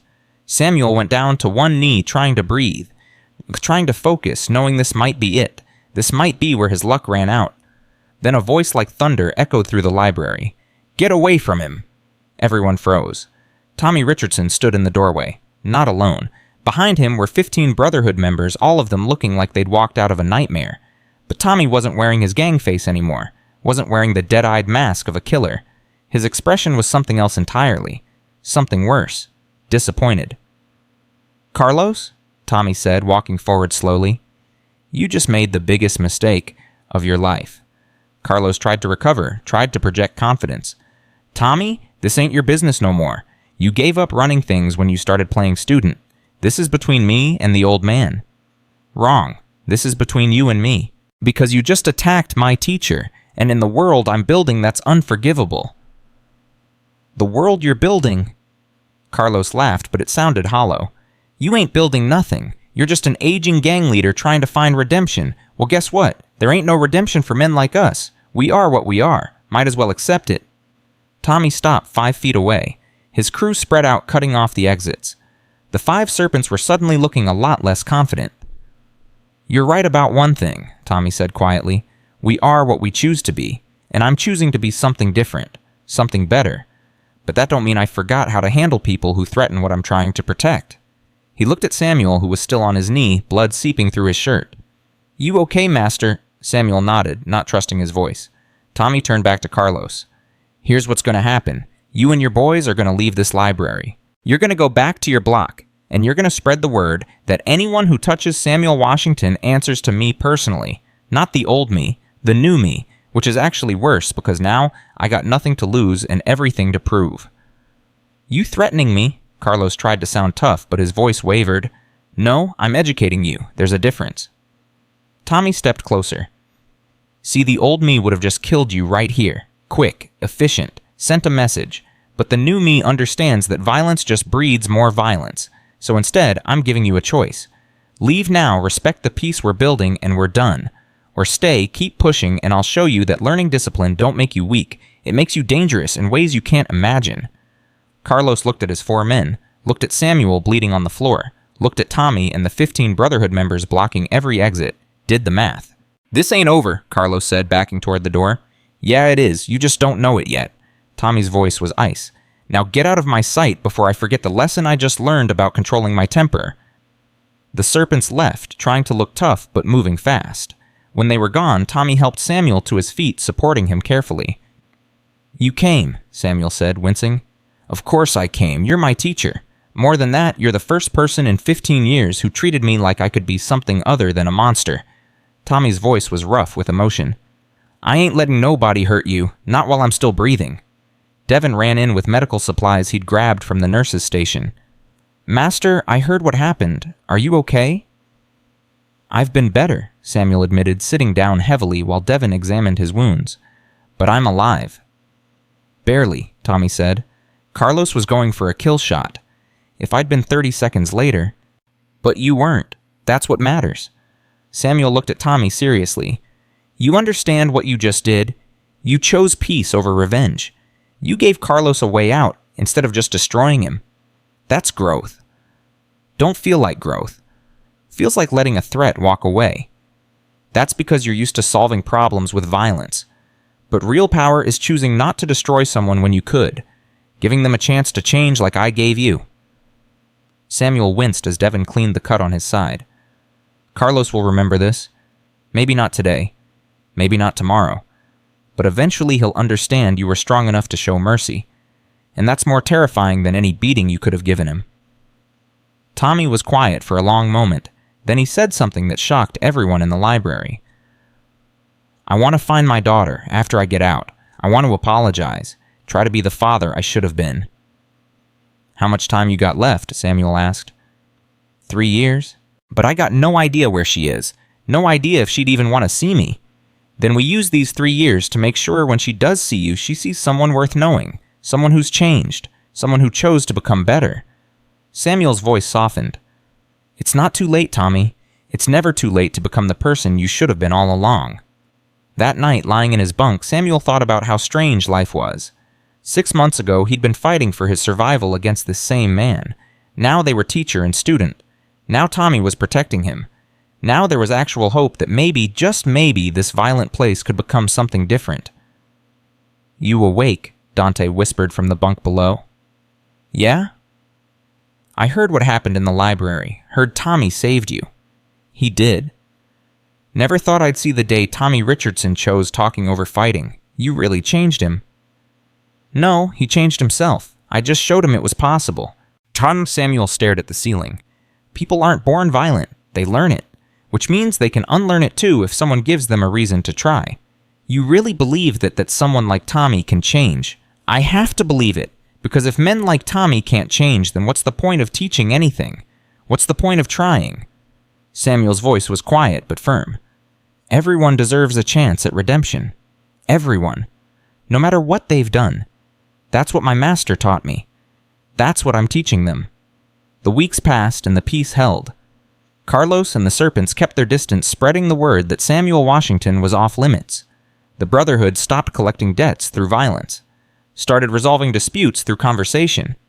It was awkward, clumsy, like watching a gorilla try to paint, but it was progress. More inmates joined the morning training. 90 now, 100. Guards stopped watching nervously and started watching with interest. Even the warden came to observe one session standing in the corner with his arms crossed, trying to understand what was happening in his prison. Samuel taught them all the same lessons: breathing, focus, control. The philosophy that violence was the last resort of weak minds, that true strength came from discipline, that the greatest victory was changing your enemy into a friend. But not everyone could be changed. Not everyone wanted peace.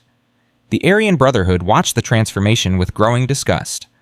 Their leader, a monster named Pike, saw the mixing of races in Samuel's training sessions as an abomination, saw Tommy's redemption as weakness, saw the entire peace movement as a threat to the natural order of prison hierarchy. "This stops now," Pike told his lieutenants during their private meeting in the showers. "We ain't gonna sit here and watch while some old chink turns this prison into a damn meditation retreat. Time to remind everyone what this place really is." "What do you want us to do?" one lieutenant asked. Pike smiled, and it was the smile of a man who'd committed atrocities and enjoyed every one. "We make an example, not of Washington. Too obvious, too expected. We go after his students, show them that all this peace and respect nonsense can't protect them when real violence comes calling." "Which student?" "The kid, Devin, the one who's always hanging around Washington like a puppy. We take him apart piece by piece, and we make sure Washington watches. Make sure he knows that his teachings got that boy killed." Pike's eyes glittered with malice. "Then we see how much he believes in peace when he's staring at a corpse." The attack came 3 days later during yard time. Devin was alone near the basketball court, away from the main training group, when 6 Aryan Brotherhood members surrounded him. Pike stood at the center, holding a shank made from melted-down toothbrushes. "Nothing personal, kid, Tuttle," Pike said.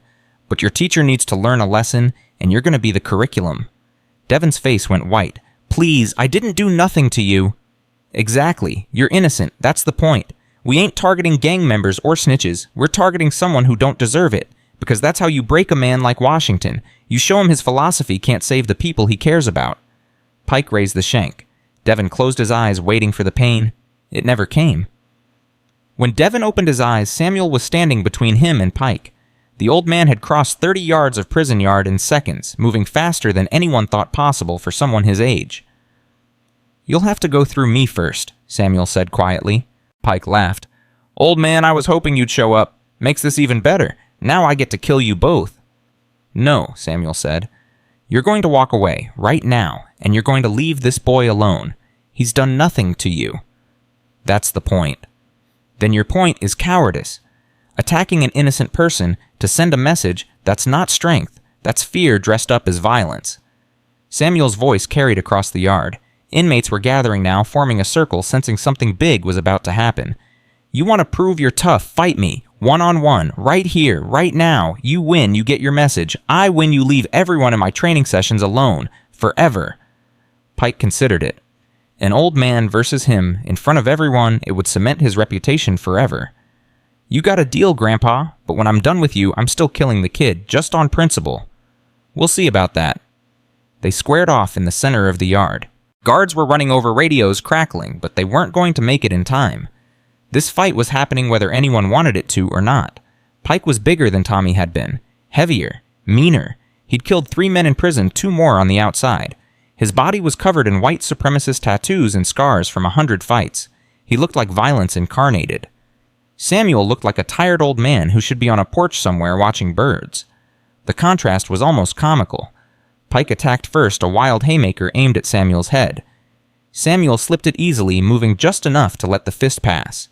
Pike followed with a combination fast and brutal.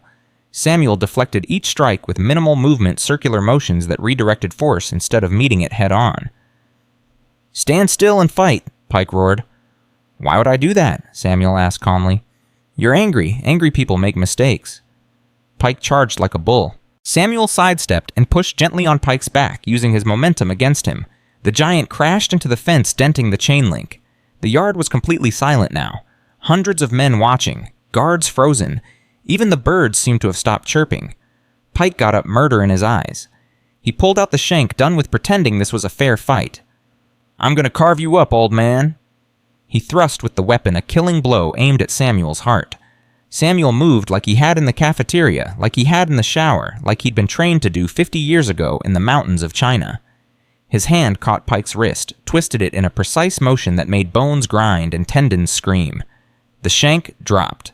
Before Pike could react, Samuel struck 3 times in rapid succession. Solar plexus, neck, kidney, not hard enough to kill, but hard enough to shut the body down like flipping circuit breakers. Pike collapsed to his knees, gasping, unable to stand, unable to fight, unable to do anything except suffer.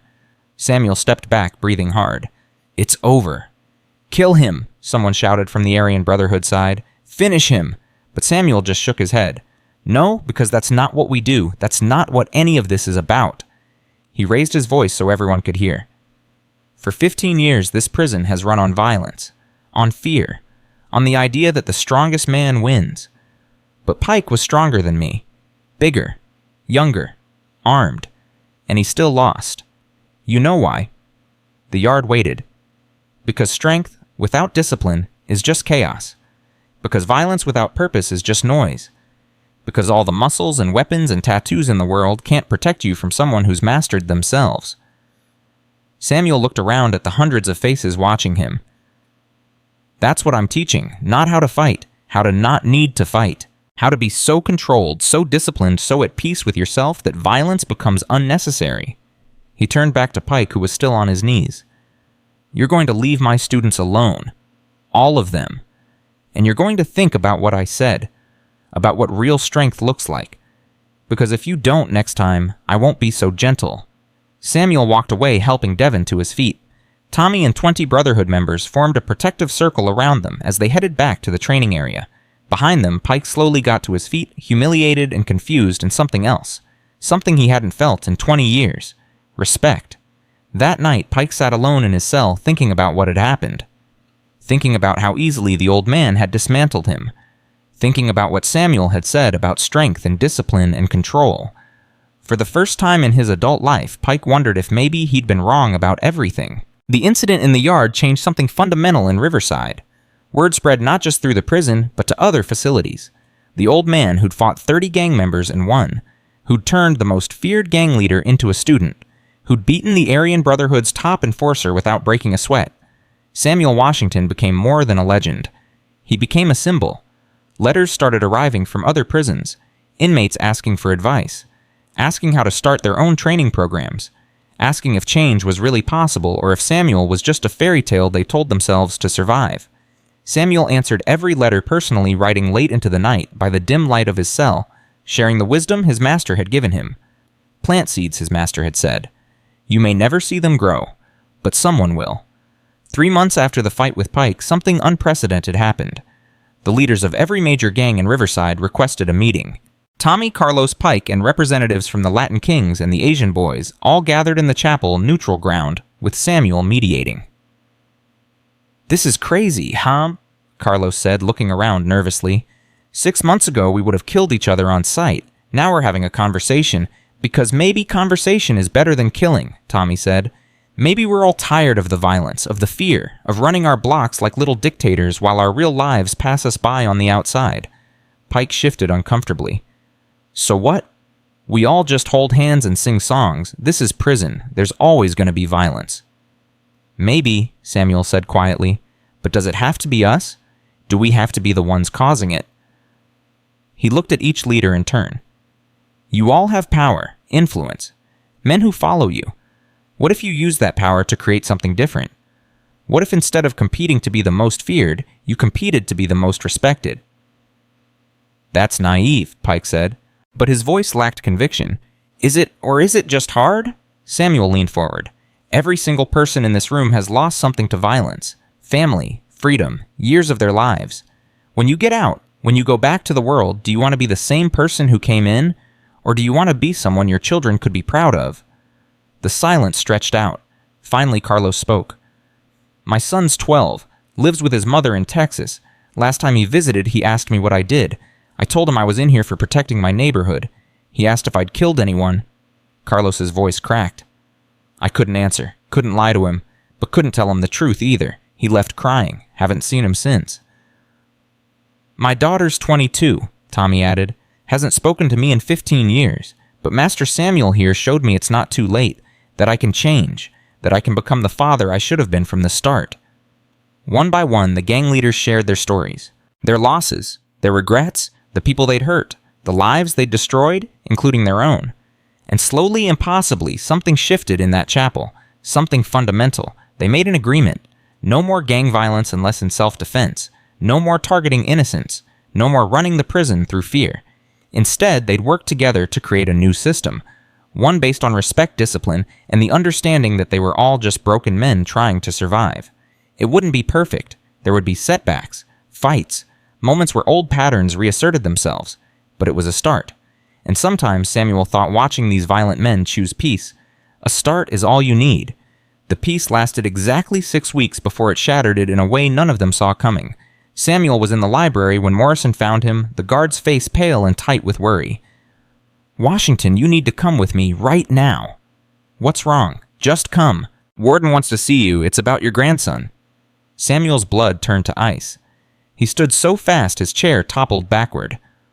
What happened? Is Marcus okay? I don't know the details, just that there's been an incident. Come on. They walked through the corridors in silence, Samuel's heart hammering against his ribs. Every terrible possibility raced through his mind. Car accident, shooting, overdose. The dealers Marcus had quit coming back for revenge. Tommy's threat from months ago somehow manifesting despite everything. The warden's office was on the administrative level, a place most inmates never saw. Warden Hayes was a hard man who'd run Riverside for 12 years, maintaining order through strict enforcement and calculated indifference. He looked up when Samuel entered, his expression unreadable. Sit down, Washington. Samuel sat his hands gripping the chair arms. My grandson. What happened? Hayes pushed a folder across his desk. Your grandson Marcus was arrested 3 days ago. Oakland PD picked him up during a drug bust. They found him in a house with 15 other people, enough cocaine and heroin to supply half the city and 4 guns. The words hit Samuel like physical blows. No, that's impossible. Marcus quit that life. He promised me. He wrote me letters saying he was back in school, staying clean. Well, he lied. Hayes opened the folder showing police reports, booking photos. Marcus in handcuffs, his face hard and angry. He's being charged as an adult. Conspiracy to distribute weapons possession, resisting arrest. He's looking at 20 to 30 years mandatory minimum. Samuel's hands started shaking, his vision blurred. Everything he'd sacrificed, everything he'd endured, all the pain and violence and suffering he'd accepted to give Marcus a second chance, and the boy had thrown it away. I need to see him, Samuel said, his voice breaking. I need to talk to him. Can't do that. Do? He's in county lockup awaiting trial. No contact with family members in other facilities. Hayes leaned back. But there's something else you should know. According to the police report, Marcus told investigators that you're the one who taught him the drug trade, that you ran operations from inside Riverside using him as your street-level distributor. Samuel's head snapped up. That's a lie. Is it because the prosecutors are very interested in these claims? They're talking about adding charges against you, conspiracy running a criminal enterprise from prison. Could add another 20 years to your sentence. Marcus wouldn't say that. He wouldn't. Hayes pushed another document across the desk. A transcript of Marcus's police interview. Samuel read it, his hands shaking worse with every line. His grandson, the boy he'd sacrificed everything to protect, was blaming him, claiming Samuel had orchestrated everything, using their letters as evidence of coded instructions. This can't be real, Samuel whispered. He was doing so well. His mother said he was in school, playing basketball, turning his life around. His mother hasn't seen him in 6 months. Kicked him out after she found drugs in his room. He's been living with the dealers this whole time, doing exactly what you went to prison to stop him from doing. Hayes's voice softened slightly. Look, Washington, I know what you did here. I've seen the changes, the training program, the gang leaders backing down the reduction in violence. It's impressive, but it doesn't change what your grandson did on the outside, and it doesn't change that he's trying to bury you to save himself. Samuel couldn't breathe, couldn't think. His entire world was collapsing. He'd given up 5 years of his life, had been beaten and stabbed and nearly killed multiple times, had endured humiliation and pain and suffering beyond measure, all for a boy who'd betrayed him without hesitation. I need to go back to my cell, Samuel said quietly. Washington, please, I just need to be alone. Hayes nodded to Morrison, who escorted Samuel back through the corridors. Inmates called out greetings as they passed, but Samuel didn't hear them, didn't see them. He was drowning in his own mind, replaying every letter Marcus had sent, every promise the boy had made wondering how he'd been so blind. Back in his cell, Samuel sat on his bunk and pulled out the photo he'd kept for 18 months. Marcus smiling, young, innocent, except he'd never been innocent, had he? Samuel had just wanted to believe it so badly that he'd created a fantasy in his own mind. Hey, Master, you okay? Dante asked from below. You look like you've seen a ghost. Samuel didn't answer, just stared at the photo until his vision blurred with tears. Word spread fast in prison. By evening, everyone knew. The Master's grandson had been arrested, was facing decades, had blamed Samuel for everything. The whispers followed Samuel everywhere, sympathetic and pitying and secretly satisfied, because the mighty had fallen and misery loved company. Tommy found Samuel in the yard during evening recreation, sitting alone in his corner, staring at nothing. Master, I heard what happened. I'm sorry. Samuel didn't look up. I gave him everything, 5 years of my life, and he threw it away like garbage. Kids make mistakes. Hell, I made plenty. This wasn't a mistake. This was a choice. He went back to the life I sacrificed everything to pull him out of, and then he blamed me for it. Samuel's voice was hollow. What was it all for, Tommy? What was the point? Tommy sat down heavily beside him. The point was, you tried. You stood up. You chose love over safety. That matters even if it didn't work out the way you hoped. Does it? Because from where I'm sitting, all I did was waste 2 years of my life for a boy who never wanted to change. Shipple. Samuel finally looked at Tommy and his eyes were dead. The same dead eyes Tommy used to have. Maybe you were right all along. Maybe violence is the only thing that matters in this world. Maybe peace and discipline and all these lessons I've been teaching are just fairy tales we tell ourselves to feel better about being locked in cages. Don't say that. You changed me. You changed this whole prison. Did I just teach you all to hide your violence better, to dress it up in meditation and breathing exercises while staying exactly the same underneath? Samuel stood up slowly. I'm done, Tommy. Done teaching. Done pretending any of this matters. You want to learn violence? Fine. I'll teach you real violence. The kind my master taught me before he started talking about peace and discipline. The kind that breaks bodies and destroys lives. Master, you're upset. You're not thinking clear. I'm thinking clearer than I have in years. My grandson betrayed me. My sacrifice meant nothing. So why should I keep pretending that peace is possible? Why should I keep being the good man when being good just gets you used and discarded? Samuel's voice rose. Tomorrow morning, no more training, no more lessons, no more trying to turn monsters into men, because it doesn't work. It never worked, and I was a fool to think otherwise. He walked away, leaving Tommy sitting alone in the yard, watching the man who'd saved him crumble under the weight of betrayal. That night, Samuel lay in his bunk and thought about his master's final lesson, the one about roots and bending and standing firm. Except his master had been wrong. Standing firm just got you broken. Protecting your roots just gave enemies something to target. Better to have no roots at all. Better to be like Tommy used to be, dead inside, caring about nothing and no one. You still awake, Dante whispered. Yeah? You meant what you said about quitting. Every word. But what about all of us? What about the guys who've been learning from you? What about the peace we built? Build your own peace. I'm done carrying everyone else's hope. Samuel's voice was bitter. I learned my lesson. Care about people and they destroy you. Better to just look out for yourself. Dante was quiet for a long time. Then he said something that made Samuel's chest tighten. My daughter visited last month. First time in 7 years. You know what she said? She said her teacher asked the class what they wanted to be when they grew up, and she said she wanted to be like her daddy. Not like who I was, but like who I'm becoming. Because I write her letters now about what I'm learning from you, about discipline and respect and choosing to be better. Dante's voice cracked. "If you quit, I quit. And if I quit, I go back to being the violent piece of garbage who ended up in here in the first place. Is that what you want?" Samuel didn't answer. "Your grandson made a choice, a bad one. That's on him. But the rest of us, we're making different choices because you showed us we could. Don't punish us for what he did." Samuel rolled over, facing the wall, saying nothing. But Dante's words echoed in his mind all night, battling with the rage and hurt and betrayal that wanted to consume him. The next morning, Samuel didn't go to the yard, stayed in his cell during recreation, ignoring the concerned voices asking if he was okay. Morrison stopped by during lunch. "You missed training this morning. 90 guys waiting in the yard wondering where their teacher went." "Tell them to find a new teacher." Morrison leaned against the cell bars. "You know what I told you after that first cafeteria fight, that you were either the toughest old man I'd ever met or the dumbest? I was wrong. You're the bravest. Because you chose to believe in something better even when everything around you screamed it was impossible. Look where that got me.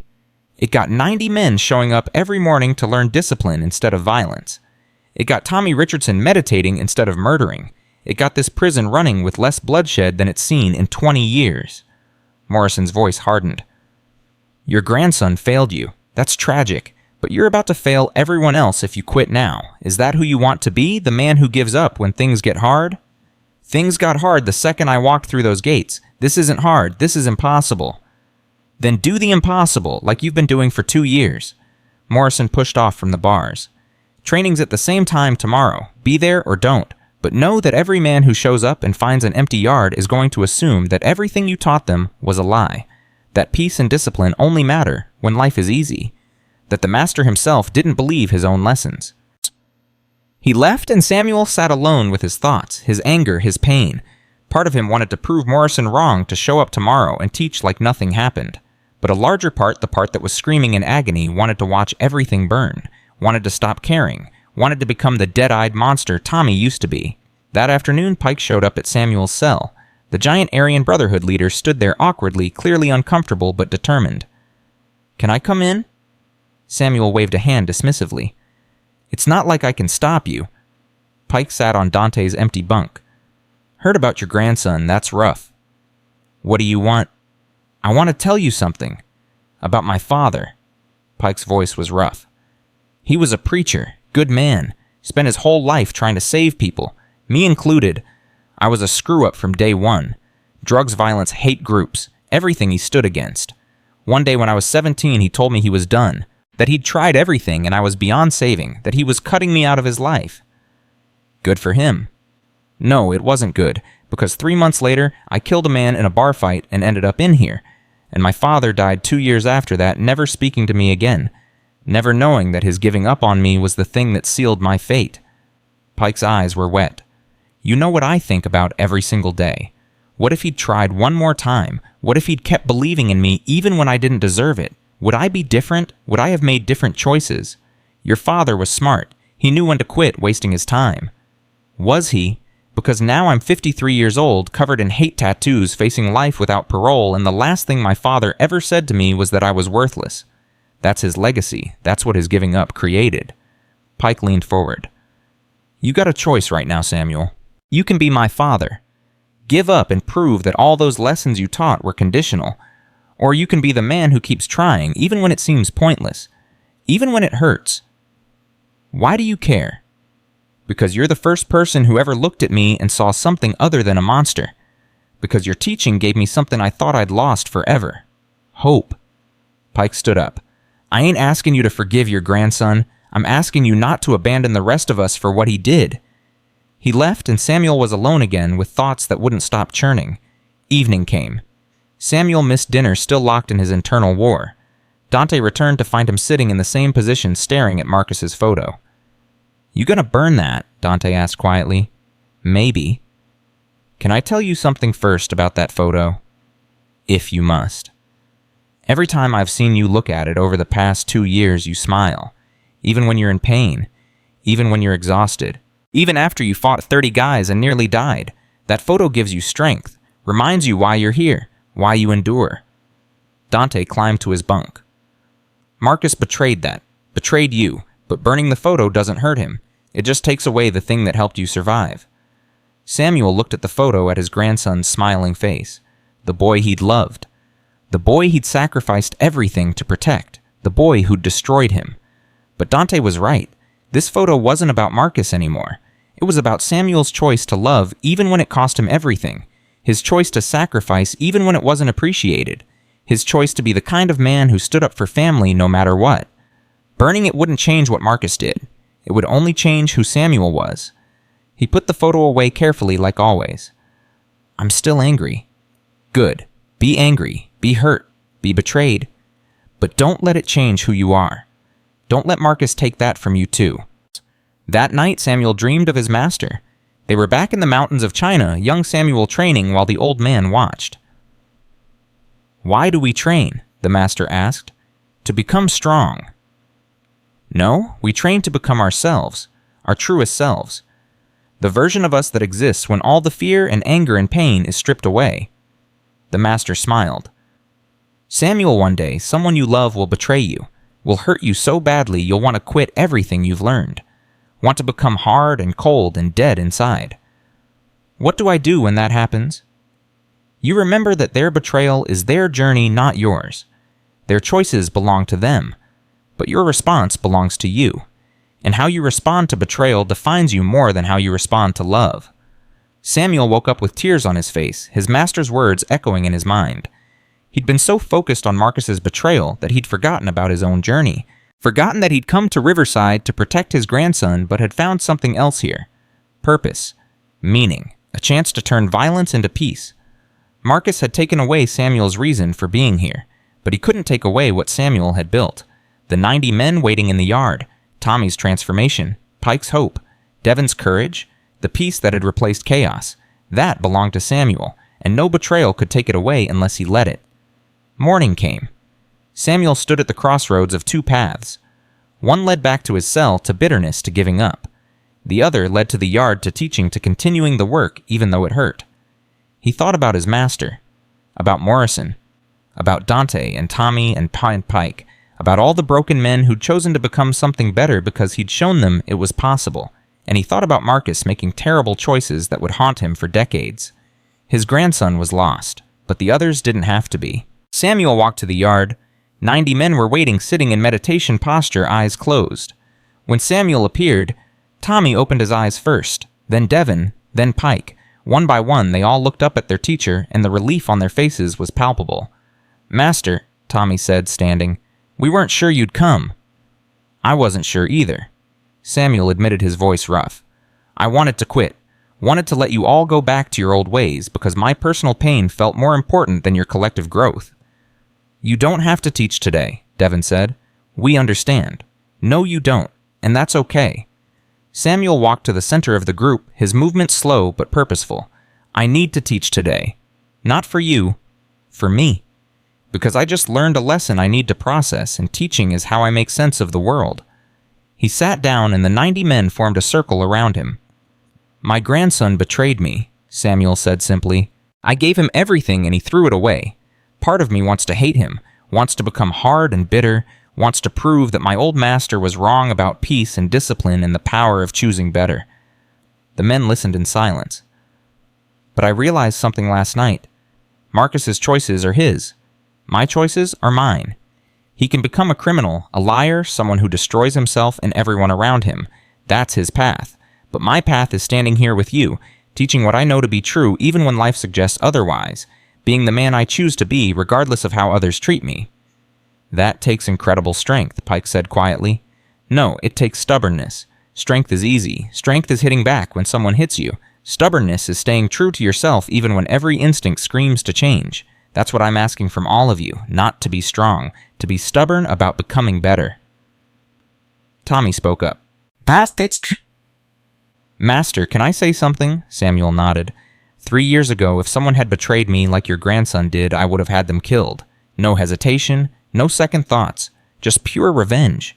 But watching you right now choosing to teach instead of destroying, choosing growth instead of rage, that's showing me something I never learned on the streets. Tommy's voice was thick with emotion. That real power isn't about what you can destroy. It's about what you can build even after someone tries to destroy you.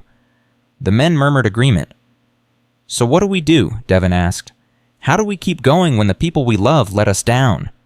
Samuel thought about it. We accept that love is a risk, that opening your heart means someone can hurt you, but we do it anyway because the alternative is becoming closed off dead inside, incapable of connection. We love knowing we might get betrayed. We help knowing we might get used. We teach knowing our students might fail. And we do it all anyway because that's what it means to be fully human. He stood up slowly, his old body aching. Now let's train, because motion is meditation and I need to move or I'll fall apart. They trained for 2 hours harder than ever before. Samuel pushed them, and they pushed back, and in the movement was healing. In the discipline was purpose. In the shared suffering was community. When it ended, Samuel was exhausted, but felt more centered than he had in days. The pain was still there, the betrayal still burned, but it no longer controlled him. Morrison approached as the men dispersed. "Proud of you, Washington. That couldn't have been easy." "It wasn't, still isn't, but I realized something. Marcus gets to define his own story. I can't control that, but I get to define mine, and I refuse to let his bad choices turn me into someone I'm not." "What are you going to do about the charges the prosecutor's trying to add time to your sentence?" Samuel shrugged. "Fight them. Tell the truth. Accept whatever comes. I've been doing that since I arrived. Not going to stop now." 3 weeks later, Samuel was called to the warden's office again. Hayes was there, along with 2 people Samuel didn't recognize. A man in an expensive suit and a woman holding a briefcase. "Washington, this is Marcus's public defender and the assistant district attorney handling his case." Hayes gestured to the chairs. "They have some questions for you." The interrogation lasted 3 hours. They asked about every letter Marcus had sent, every visit Samuel never got, every phone call the prison blocked. They showed him the coded messages Marcus claimed were instructions for drug distribution. They questioned every detail of Samuel's life before prison. Samuel answered honestly, told them Marcus was lying, told them about taking the plea deal to save his grandson, told them everything. When it was over, the ADA closed her folder. "Mr. Washington, I've reviewed your case extensively, looked at your record before incarceration, your behavior in prison, the testimonials from guards and inmates. I don't believe Marcus's accusations. I think he's a scared kid trying to shift blame." Relief flooded through Samuel. "So you'll drop the additional charges?" "Already have. But there's something else." She exchanged a glance with the public defender. "Marcus has been offered a plea deal, 10 years instead of 30 if he testifies against the actual dealers. His attorney and I both think he should take it." "What does that have to do with me?" "He's refusing. Says he won't cooperate unless we arrange a meeting between you two. He wants to talk to you. Apologize, apparently." The ADA's expression was skeptical. "Personally, I think he's trying to manipulate you into supporting him publicly, but his attorney thinks it's genuine. Either way, the decision is yours." Samuel sat back processing. Part of him wanted to refuse, to let Marcus face the consequences of his choices without Samuel's help. But another part, the part his master had cultivated over decades of training, remembered that forgiveness wasn't about the other person. It was about not carrying poison in your own heart. "I'll meet with him," Samuel said quietly, "but I won't lie for him, won't support him publicly if he doesn't deserve it. I'll just listen." The meeting was arranged for the following week.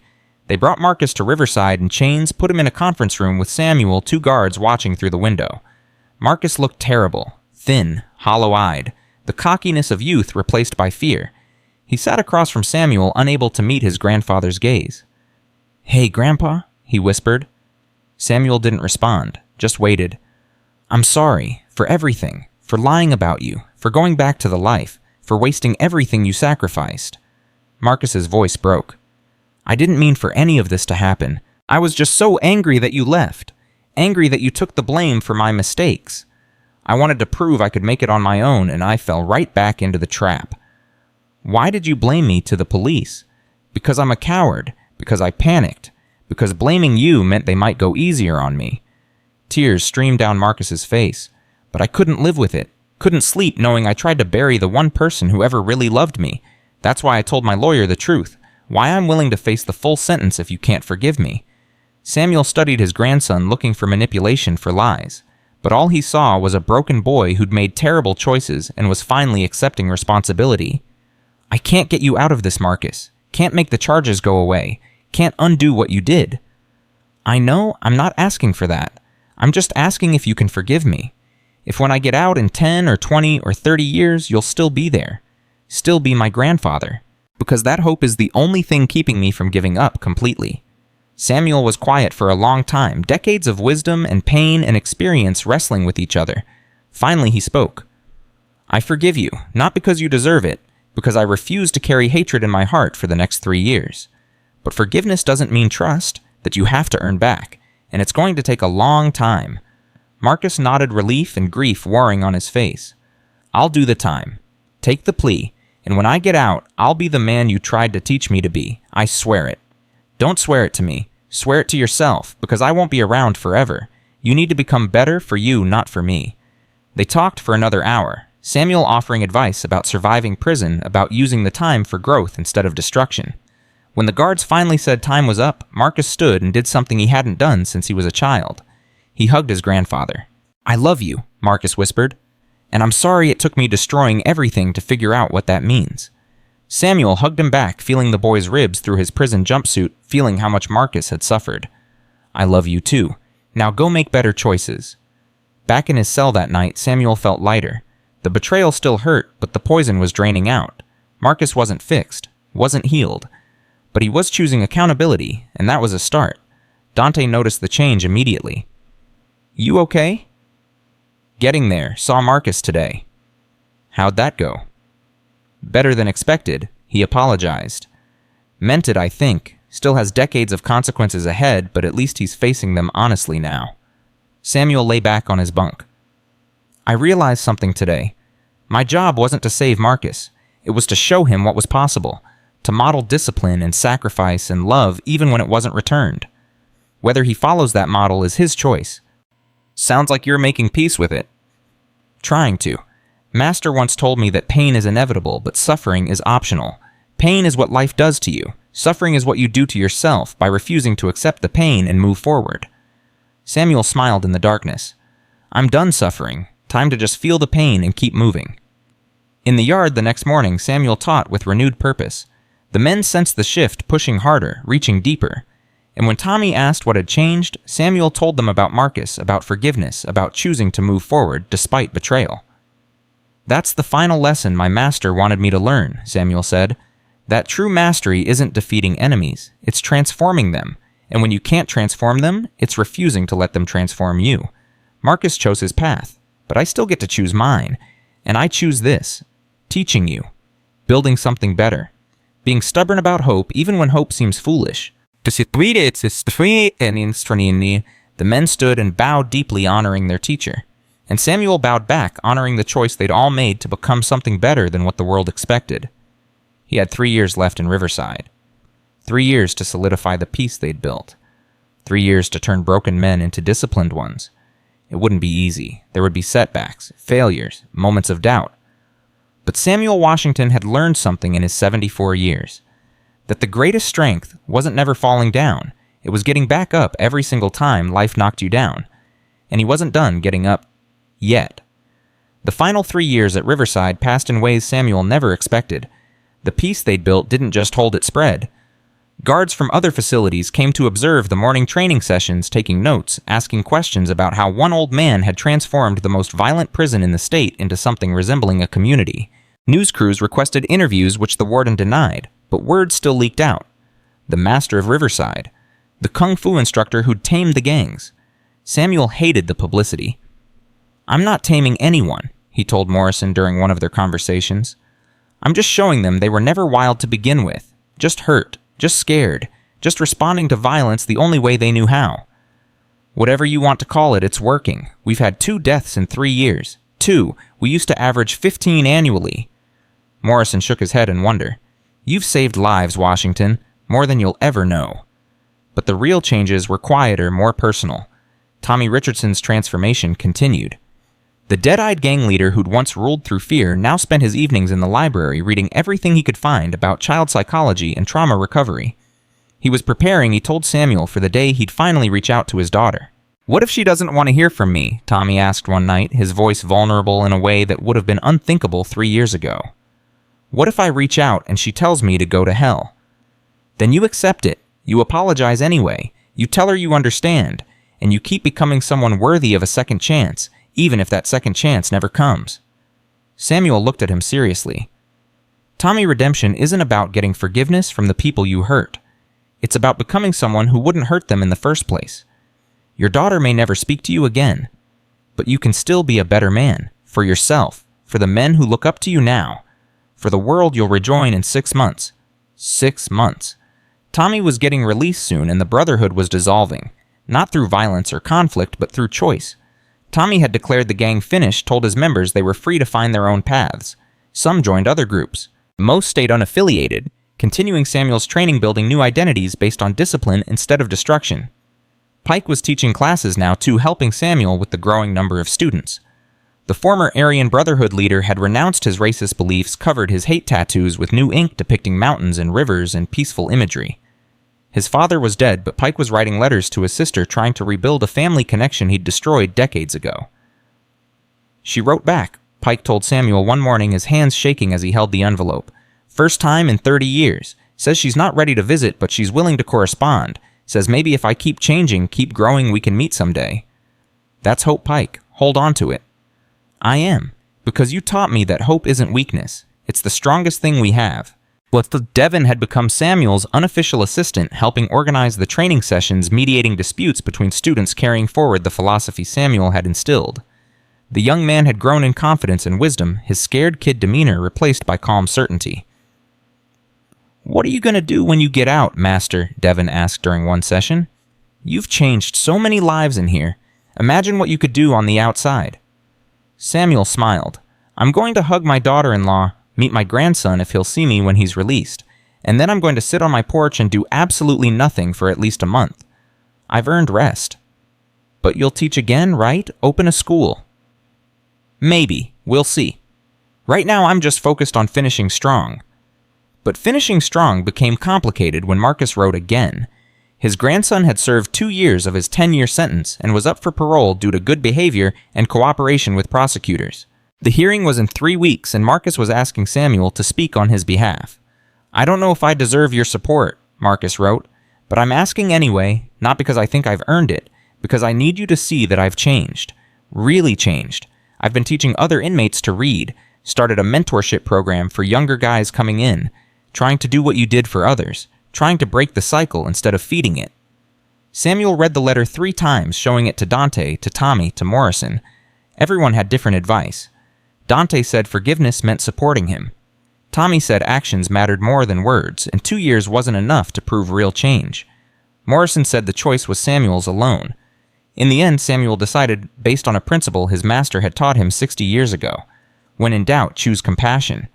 Choose the path that might save someone instead of the path that definitely condemns them. He agreed to speak at the parole hearing. They transported him to the county courthouse 3 weeks later, the first time Samuel had left Riverside in 4.5 years. The outside world looked strange, too bright, too fast, too chaotic. But the courthouse was familiar territory, gray and bureaucratic and timeless. Marcus was already there when Samuel arrived, sitting with his public defender. The boy looked different, older, harder, but also more focused, more present. When he saw Samuel, he stood up and bowed deeply, exactly the way Samuel had taught the students in Riverside to show respect. Thank you for coming, Grandpa. Samuel nodded, saying nothing. The parole board would do the talking. The hearing took 2 hours. Prosecutors argued Marcus hadn't served enough time. The public defender presented evidence of his rehabilitation letters from teachers' documentation of the reading program. And then they called Samuel Washington to speak. Samuel walked to the microphone, his chains rattling, feeling the weight of everyone's expectations. The parole board members watched him with interest. They knew his story, the old man who'd taken the fall for his grandson, who'd survived Riverside's violence, who'd transformed the prison culture. My grandson made terrible choices. Samuel began, his voice steady. He lied to me, betrayed my trust, nearly destroyed both our lives. When I learned what he'd done, I wanted to abandon him, wanted to let him face the consequences alone. Marcus's face fell.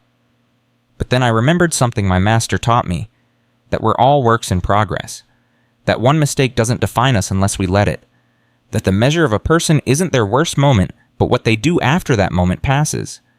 Samuel looked directly at Marcus. I've read the reports about what my grandson has accomplished in 2 years. Teaching literacy, mentoring younger inmates, choosing growth instead of destruction. That doesn't erase his crimes, doesn't give back the years or heal the damage. but it shows me he's trying, and trying is where change begins." "Mr. Washington," one board member interrupted, "are you saying you support his release?" "I'm saying I support giving him a chance to prove his change is real. 2 years isn't enough to undo a lifetime of bad choices, but it's enough to start.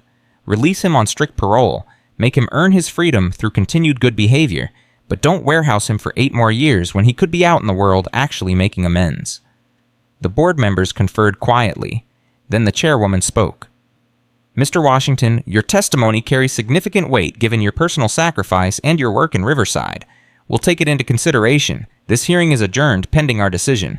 Outside the courthouse, Samuel and Marcus had 10 minutes together before transport came. They sat on a bench in the waiting area, 2 inmates in orange jumpsuits, grandfather and grandson, both scarred by their choices. "I don't know if they'll let me out," Marcus said quietly, "but thank you for trying, for not giving up on me even after I gave up on myself. I almost did give up, came very close. What stopped me was realizing that giving up on you meant giving up on everyone, and I wasn't ready to become that person." Samuel's voice softened. "Marcus, if they release you, you have to understand something. This is your last chance. Not with me, with yourself. You go back to that life and you'll die there, either in prison or on the streets. Is that what you want?" "No, I want what you have. That peace, that purpose, that ability to stand in the middle of chaos and be calm." Marcus's eyes filled with tears. "I spent 2 years watching what you built in Riverside through letters and stories from guys transferring in. You're a legend, and I'm so ashamed that I'm the reason you're there. I'm there because I chose to be, to protect you, yes, but also because I needed to learn something, needed to test whether everything my master taught me was true or just philosophy. Riverside taught me that peace is possible anywhere if people choose it, that violence is a habit that can be broken, that redemption is always available if you're willing to do the work." Samuel gripped Marcus's shoulder. "You've started the work. Don't stop now. Whatever happens with parole, keep growing. Keep changing. Keep becoming the man you should have been all along." "I will. I swear it." The guards came to take them back to their respective facilities. Samuel watched his grandson walk away in chains and felt something he hadn't felt in years. Not hope exactly, but possibility. The sense that maybe, just maybe, his sacrifice hadn't been wasted after all. Back at Riverside, life continued its rhythm. Morning training, afternoon work detail, evening meditation. Samuel's final year passed in a blur of small victories and quiet moments. Men he'd taught were getting released and sending letters about their new lives. Tommy got out and immediately started searching for his daughter. Pike's sister agreed to a supervised visit. Devin was teaching forms to new inmates, carrying forward the legacy. The transformation of Riverside had become permanent. New wardens studied what Samuel had done, tried to replicate it in other facilities. Academic researchers requested interviews wanting to document the process. But Samuel declined most requests, preferring to focus on the men still inside, still struggling, still trying to change. "You could be famous," Morrison told him during one of their final conversations. "Write a book, do speaking tours, make real money teaching this stuff to the public." "I'm 77 years old. I don't need fame or money. I need to go home and rest." Samuel smiled. "Besides, the moment you try to monetize wisdom, it stops being wisdom and becomes a product. I'd rather just live what I believe and let people learn from the example." "You're a rare man, Washington." "No, just a stubborn one who refused to let violence define him." 2 weeks before his release date, Samuel received a letter that changed everything. It was from Tommy Richardson, writing from the outside. "Master, I found her. Found my daughter. She agreed to meet me in a coffee shop neutral ground, with her husband present for safety. I was so nervous I almost didn't go, but I remembered what you said about showing up even when you're scared. So I went. And Master, she let me apologize. Let me explain. Didn't forgive me, not yet, but she listened. Said she needs time, but she's willing to try rebuilding something. I have a grandson, Master, a 2-year-old boy I've never met. She showed me pictures and I cried right there in the coffee shop. Cried? Cried because I'd wasted so much time being a monster when I could have been a father, a grandfather. But you taught me it's never too late. So I'm working now, construction job, honest work, saving money, taking parenting classes even though my daughter's grown, trying to become someone my grandson won't be ashamed to know someday. Thank you for not giving up on me when everyone else did. Thank you for showing me that monsters can become men if they choose to. I'll never forget what you did for me, for all of us. When you get out, please come visit. I want you to meet them. Want them to meet the man who saved their father. With deep respect and gratitude, Thomas Richardson. Samuel read the letter 3 times, tears streaming down his weathered face. This was why he'd endured, why he'd fought, why he'd chosen peace over violence every single day. Because somewhere out there a little boy would grow up with a grandfather who'd learned to be better, who'd broken the cycle, who'd chosen transformation over destruction. Good news, Dante asked, seeing Samuel's tears. The best news, Tommy found his daughter. He's rebuilding his life. Doing it right this time. Because of you. No, because of him. I just showed him the door. He's the one who walked through it.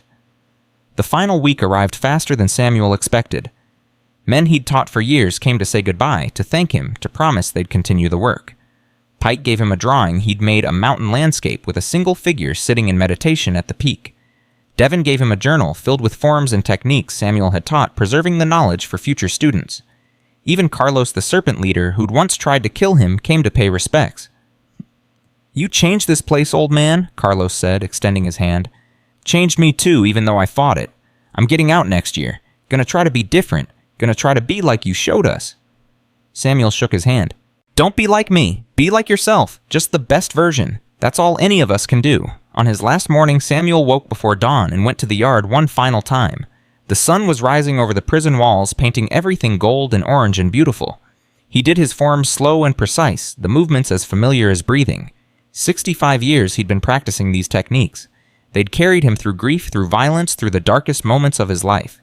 The other students joined him, over 100 men now moving in synchronized motion. When they finished, they all bowed to Samuel, holding the position for a full minute in silence. It was the deepest sign of respect in martial arts, reserved for masters who'd truly earned the title. Samuel bowed back, honoring them. Continue the work. Teach others. Break the cycle. That's how you honor what we built here. Not by remembering me, but by becoming the men you were always meant to be. Morrison came to escort him to processing. Your ride's here, Washington. Time to go home. Samuel walked through Riverside one last time, seeing it with new eyes. It wasn't the nightmare prison he'd entered 5 years ago.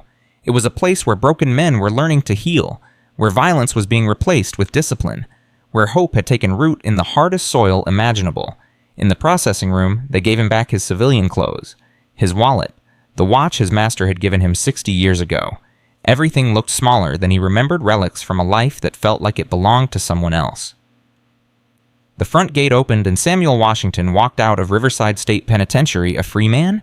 His daughter-in-law was waiting in the parking lot, leaning against a car older than he remembered, but smiling through tears. She ran to him and hugged him so tight his ribs ached. Welcome home, Samuel. Welcome home. They drove through Oakland and everything was familiar, yet strange. The streets he'd known all his life looked different after 5 years away. Or maybe he was different. Probably both. Marcus got paroled, his daughter-in-law said as they drove. He's living in a halfway house working construction, doing really well. He wants to see you but doesn't know if you're ready. I'm ready. Tell him to come for dinner next week. She looked at him in surprise. You forgave him. I'm working on it. Forgiveness is a process, not an event, but I'm willing to try if he is. At home, everything was exactly as he'd left it. His small house, his garden overgrown but still alive, his training room in the garage dust-covered but intact. Samuel walked through each room, reacquainting himself with a life he'd thought was over. Then he went to the garage, swept the dust away, and hung his master's portrait back on the wall where it belonged. I did it, Samuel said to the portrait. I survived. I grew. I learned the final lessons. I passed them forward. I became the man you trained me to be. The old master in the portrait smiled. Captured forever in ink and paper, the wisdom of ages in his eyes. That night, Samuel sat on his porch and watched the sunset. Neighbors came by to welcome him home, to ask about prison, to tell him he was a hero for taking the fall for Marcus. He deflected the praise, insisting he'd just done what any grandfather would do. But alone in the darkness, Samuel thought about what he'd really accomplished.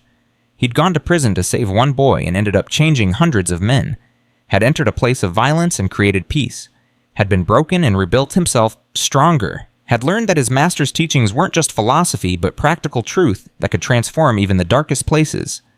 Marcus came for dinner the following week, nervous and apologetic and genuine. They ate in awkward silence at first, neither knowing what to say. Then Samuel asked Marcus to tell him about the reading program he'd started in prison. Marcus's face lit up. It started with this kid who couldn't read. He was 19, functionally illiterate, and everyone was making fun of him. I remembered how you used to say that teaching is the highest form of learning, so I offered to help him. Then other guys asked. Now there's a whole program. We're teaching 20 guys how to read. You're breaking the cycle, Samuel said quietly. Giving them tools they need to build different lives. That's good work, Marcus. Important work. I learned it from watching you. From the letters you sent describing what you were doing in Riverside, you showed me that one person can make a difference if they choose to try. They talked for hours, rebuilding something that had been shattered. It wasn't perfect. The trust was still broken. But they were trying, and trying was enough. Over the next few months, Samuel settled into his new life. Or rather, his old life resumed. He started teaching classes in his garage, just a few students at first. Word spread that the master of Riverside was teaching again, and soon he had 20 students, then 30. He taught them what he'd taught the men inside. Discipline over violence. Peace over chaos. The understanding that true strength came from controlling yourself, not dominating others. Tommy came to visit with his daughter and grandson. Samuel met the little boy who would grow up with a grandfather who'd changed, who'd chosen better, who'd broken the cycle of violence that could have destroyed their family. They spent the afternoon together, and Samuel saw in Tommy's eyes something he never thought he'd see. Peace. Actual peace. Pike wrote regularly, sending updates about his relationship with his sister. They'd met several times now, were slowly rebuilding what had been destroyed. He'd removed most of his hate tattoos, was working in a landscaping business, was becoming someone new. Devin got released and immediately came to train with Samuel. I want to open a school someday, Devin said. Want to teach what you taught me. Want to give other kids what you gave us. Then do it. But remember, you're not teaching fighting. You're teaching life. The martial arts are just the vehicle. Letters arrived daily from men still inside Riverside. They wrote about their progress, their struggles, their hope. They wrote about the peace holding about new inmates joining the training, about guards and wardens from other facilities coming to learn the system. Samuel's 5 years inside had created a ripple that was spreading across the entire prison system. Academic researchers finally convinced Samuel to give an interview documenting his methodology. He explained about his master's teachings, about choosing discipline over violence, about the stubborn refusal to let darkness win. The interview became a documentary, which became a book written by someone else, which became a movement. Prison reform advocates used Samuel's story to push for rehabilitation programs. Martial arts schools started offering free classes to at-risk youth, teaching discipline as violence prevention. The philosophy Samuel had learned in the mountains of China 60 years ago was spreading across America, transforming lives, breaking cycles, creating peace where peace shouldn't be possible. But Samuel didn't care about the fame or the movement. He cared about the individual letters. The man who wrote saying he'd reconciled with his daughter. The kid who wrote saying he'd stayed out of gangs because he remembered Samuel's lessons. The guard who wrote saying he'd stopped seeing inmates as animals and started seeing them as human beings who'd made mistakes. One letter in particular meant everything. It came from Marcus 2 years after Samuel's release. Grandpa, I'm getting married. She's a teacher I met through the literacy program. She knows everything about my past and loves me anyway. I want you to walk me down the aisle. Want you there when I start the family I should have had if I hadn't been so stupid. But more than that, I want to thank you for not giving up on me, for showing me that mistakes don't define us, but our response to them does. You saved my life twice. Once when you took that plea deal. Again, when you taught me that redemption is possible if you're willing to work for it. I'll spend the rest of my life trying to be worthy of your sacrifice. With all my love, Marcus. Samuel cried, reading it, tears of joy and relief and gratitude. His sacrifice hadn't been wasted. His pain had produced something beautiful. His 5 years in hell had created heaven for the people he loved. The wedding was small, intimate, perfect. Samuel walked Marcus down the aisle, and when the officiant asked who gave this man to be married, Samuel said clearly, "He gives himself, but I support his choice." Everyone laughed, but there was wisdom in it. Marcus was taking responsibility for his own life. Samuel had just shown him how. At the reception, Tommy was there with his family. Pike came with his sister. Devin brought his daughter. Morrison showed up in civilian clothes. Even Carlos made an appearance sober and employed and trying. They were all there, all the lives Samuel had touched, all the men who'd chosen to become something better. "You did this," Morrison said, gesturing at the gathering. "You changed all of us." "No," Samuel corrected gently. "You all changed yourselves. I just showed you it was possible." At 79 years old, Samuel Washington stood in the middle of Marcus's wedding reception and felt something he'd been chasing his entire life. Not peace, because peace was a practice, not a destination. Not pride because pride was about ego. What he felt was simpler and more profound. He felt complete. His master's portrait hung in his home. His students carried forward the teachings. The men from Riverside were building new lives. Marcus was starting a family. The cycle was broken. The work was done. Not finished, never finished, because the work of creating peace and breaking cycles never really ends. But done enough, complete enough, good enough. Samuel raised his glass when they called for toasts. To my grandson Marcus, to second chances, to the understanding that we're all works in progress, to the courage to change even when change is hard, to everyone here who chose to become better instead of bitter, and to the people who aren't here, the ones still inside those walls, still struggling, still trying. May they find the strength to keep going. May they find teachers who believe in them. May they find the peace that comes from choosing discipline over chaos, love over hate, growth over stagnation. Everyone drank and the party continued, and Samuel sat down feeling tired but satisfied. Dante, who'd been released 6 months ago, sat beside him. You think it'll last. The peace in Riverside. Some of it will, some won't. People will come and go. Guards will transfer. Inmates will be released or arrive. The specifics will change, but the idea will remain. The understanding that peace is possible if you work for it.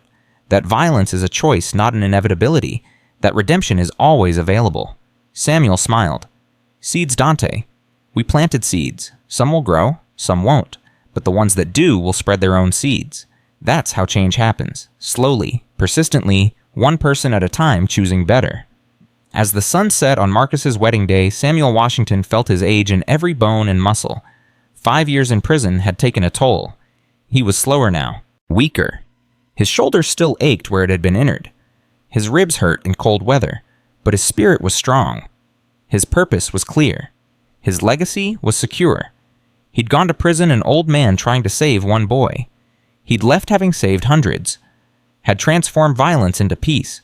Had proven his master's teachings in the hardest classroom imaginable. Had become fully, completely, undeniably the man his 60 years of training had been preparing him to be. And in the end, that was enough. More than enough. It was everything.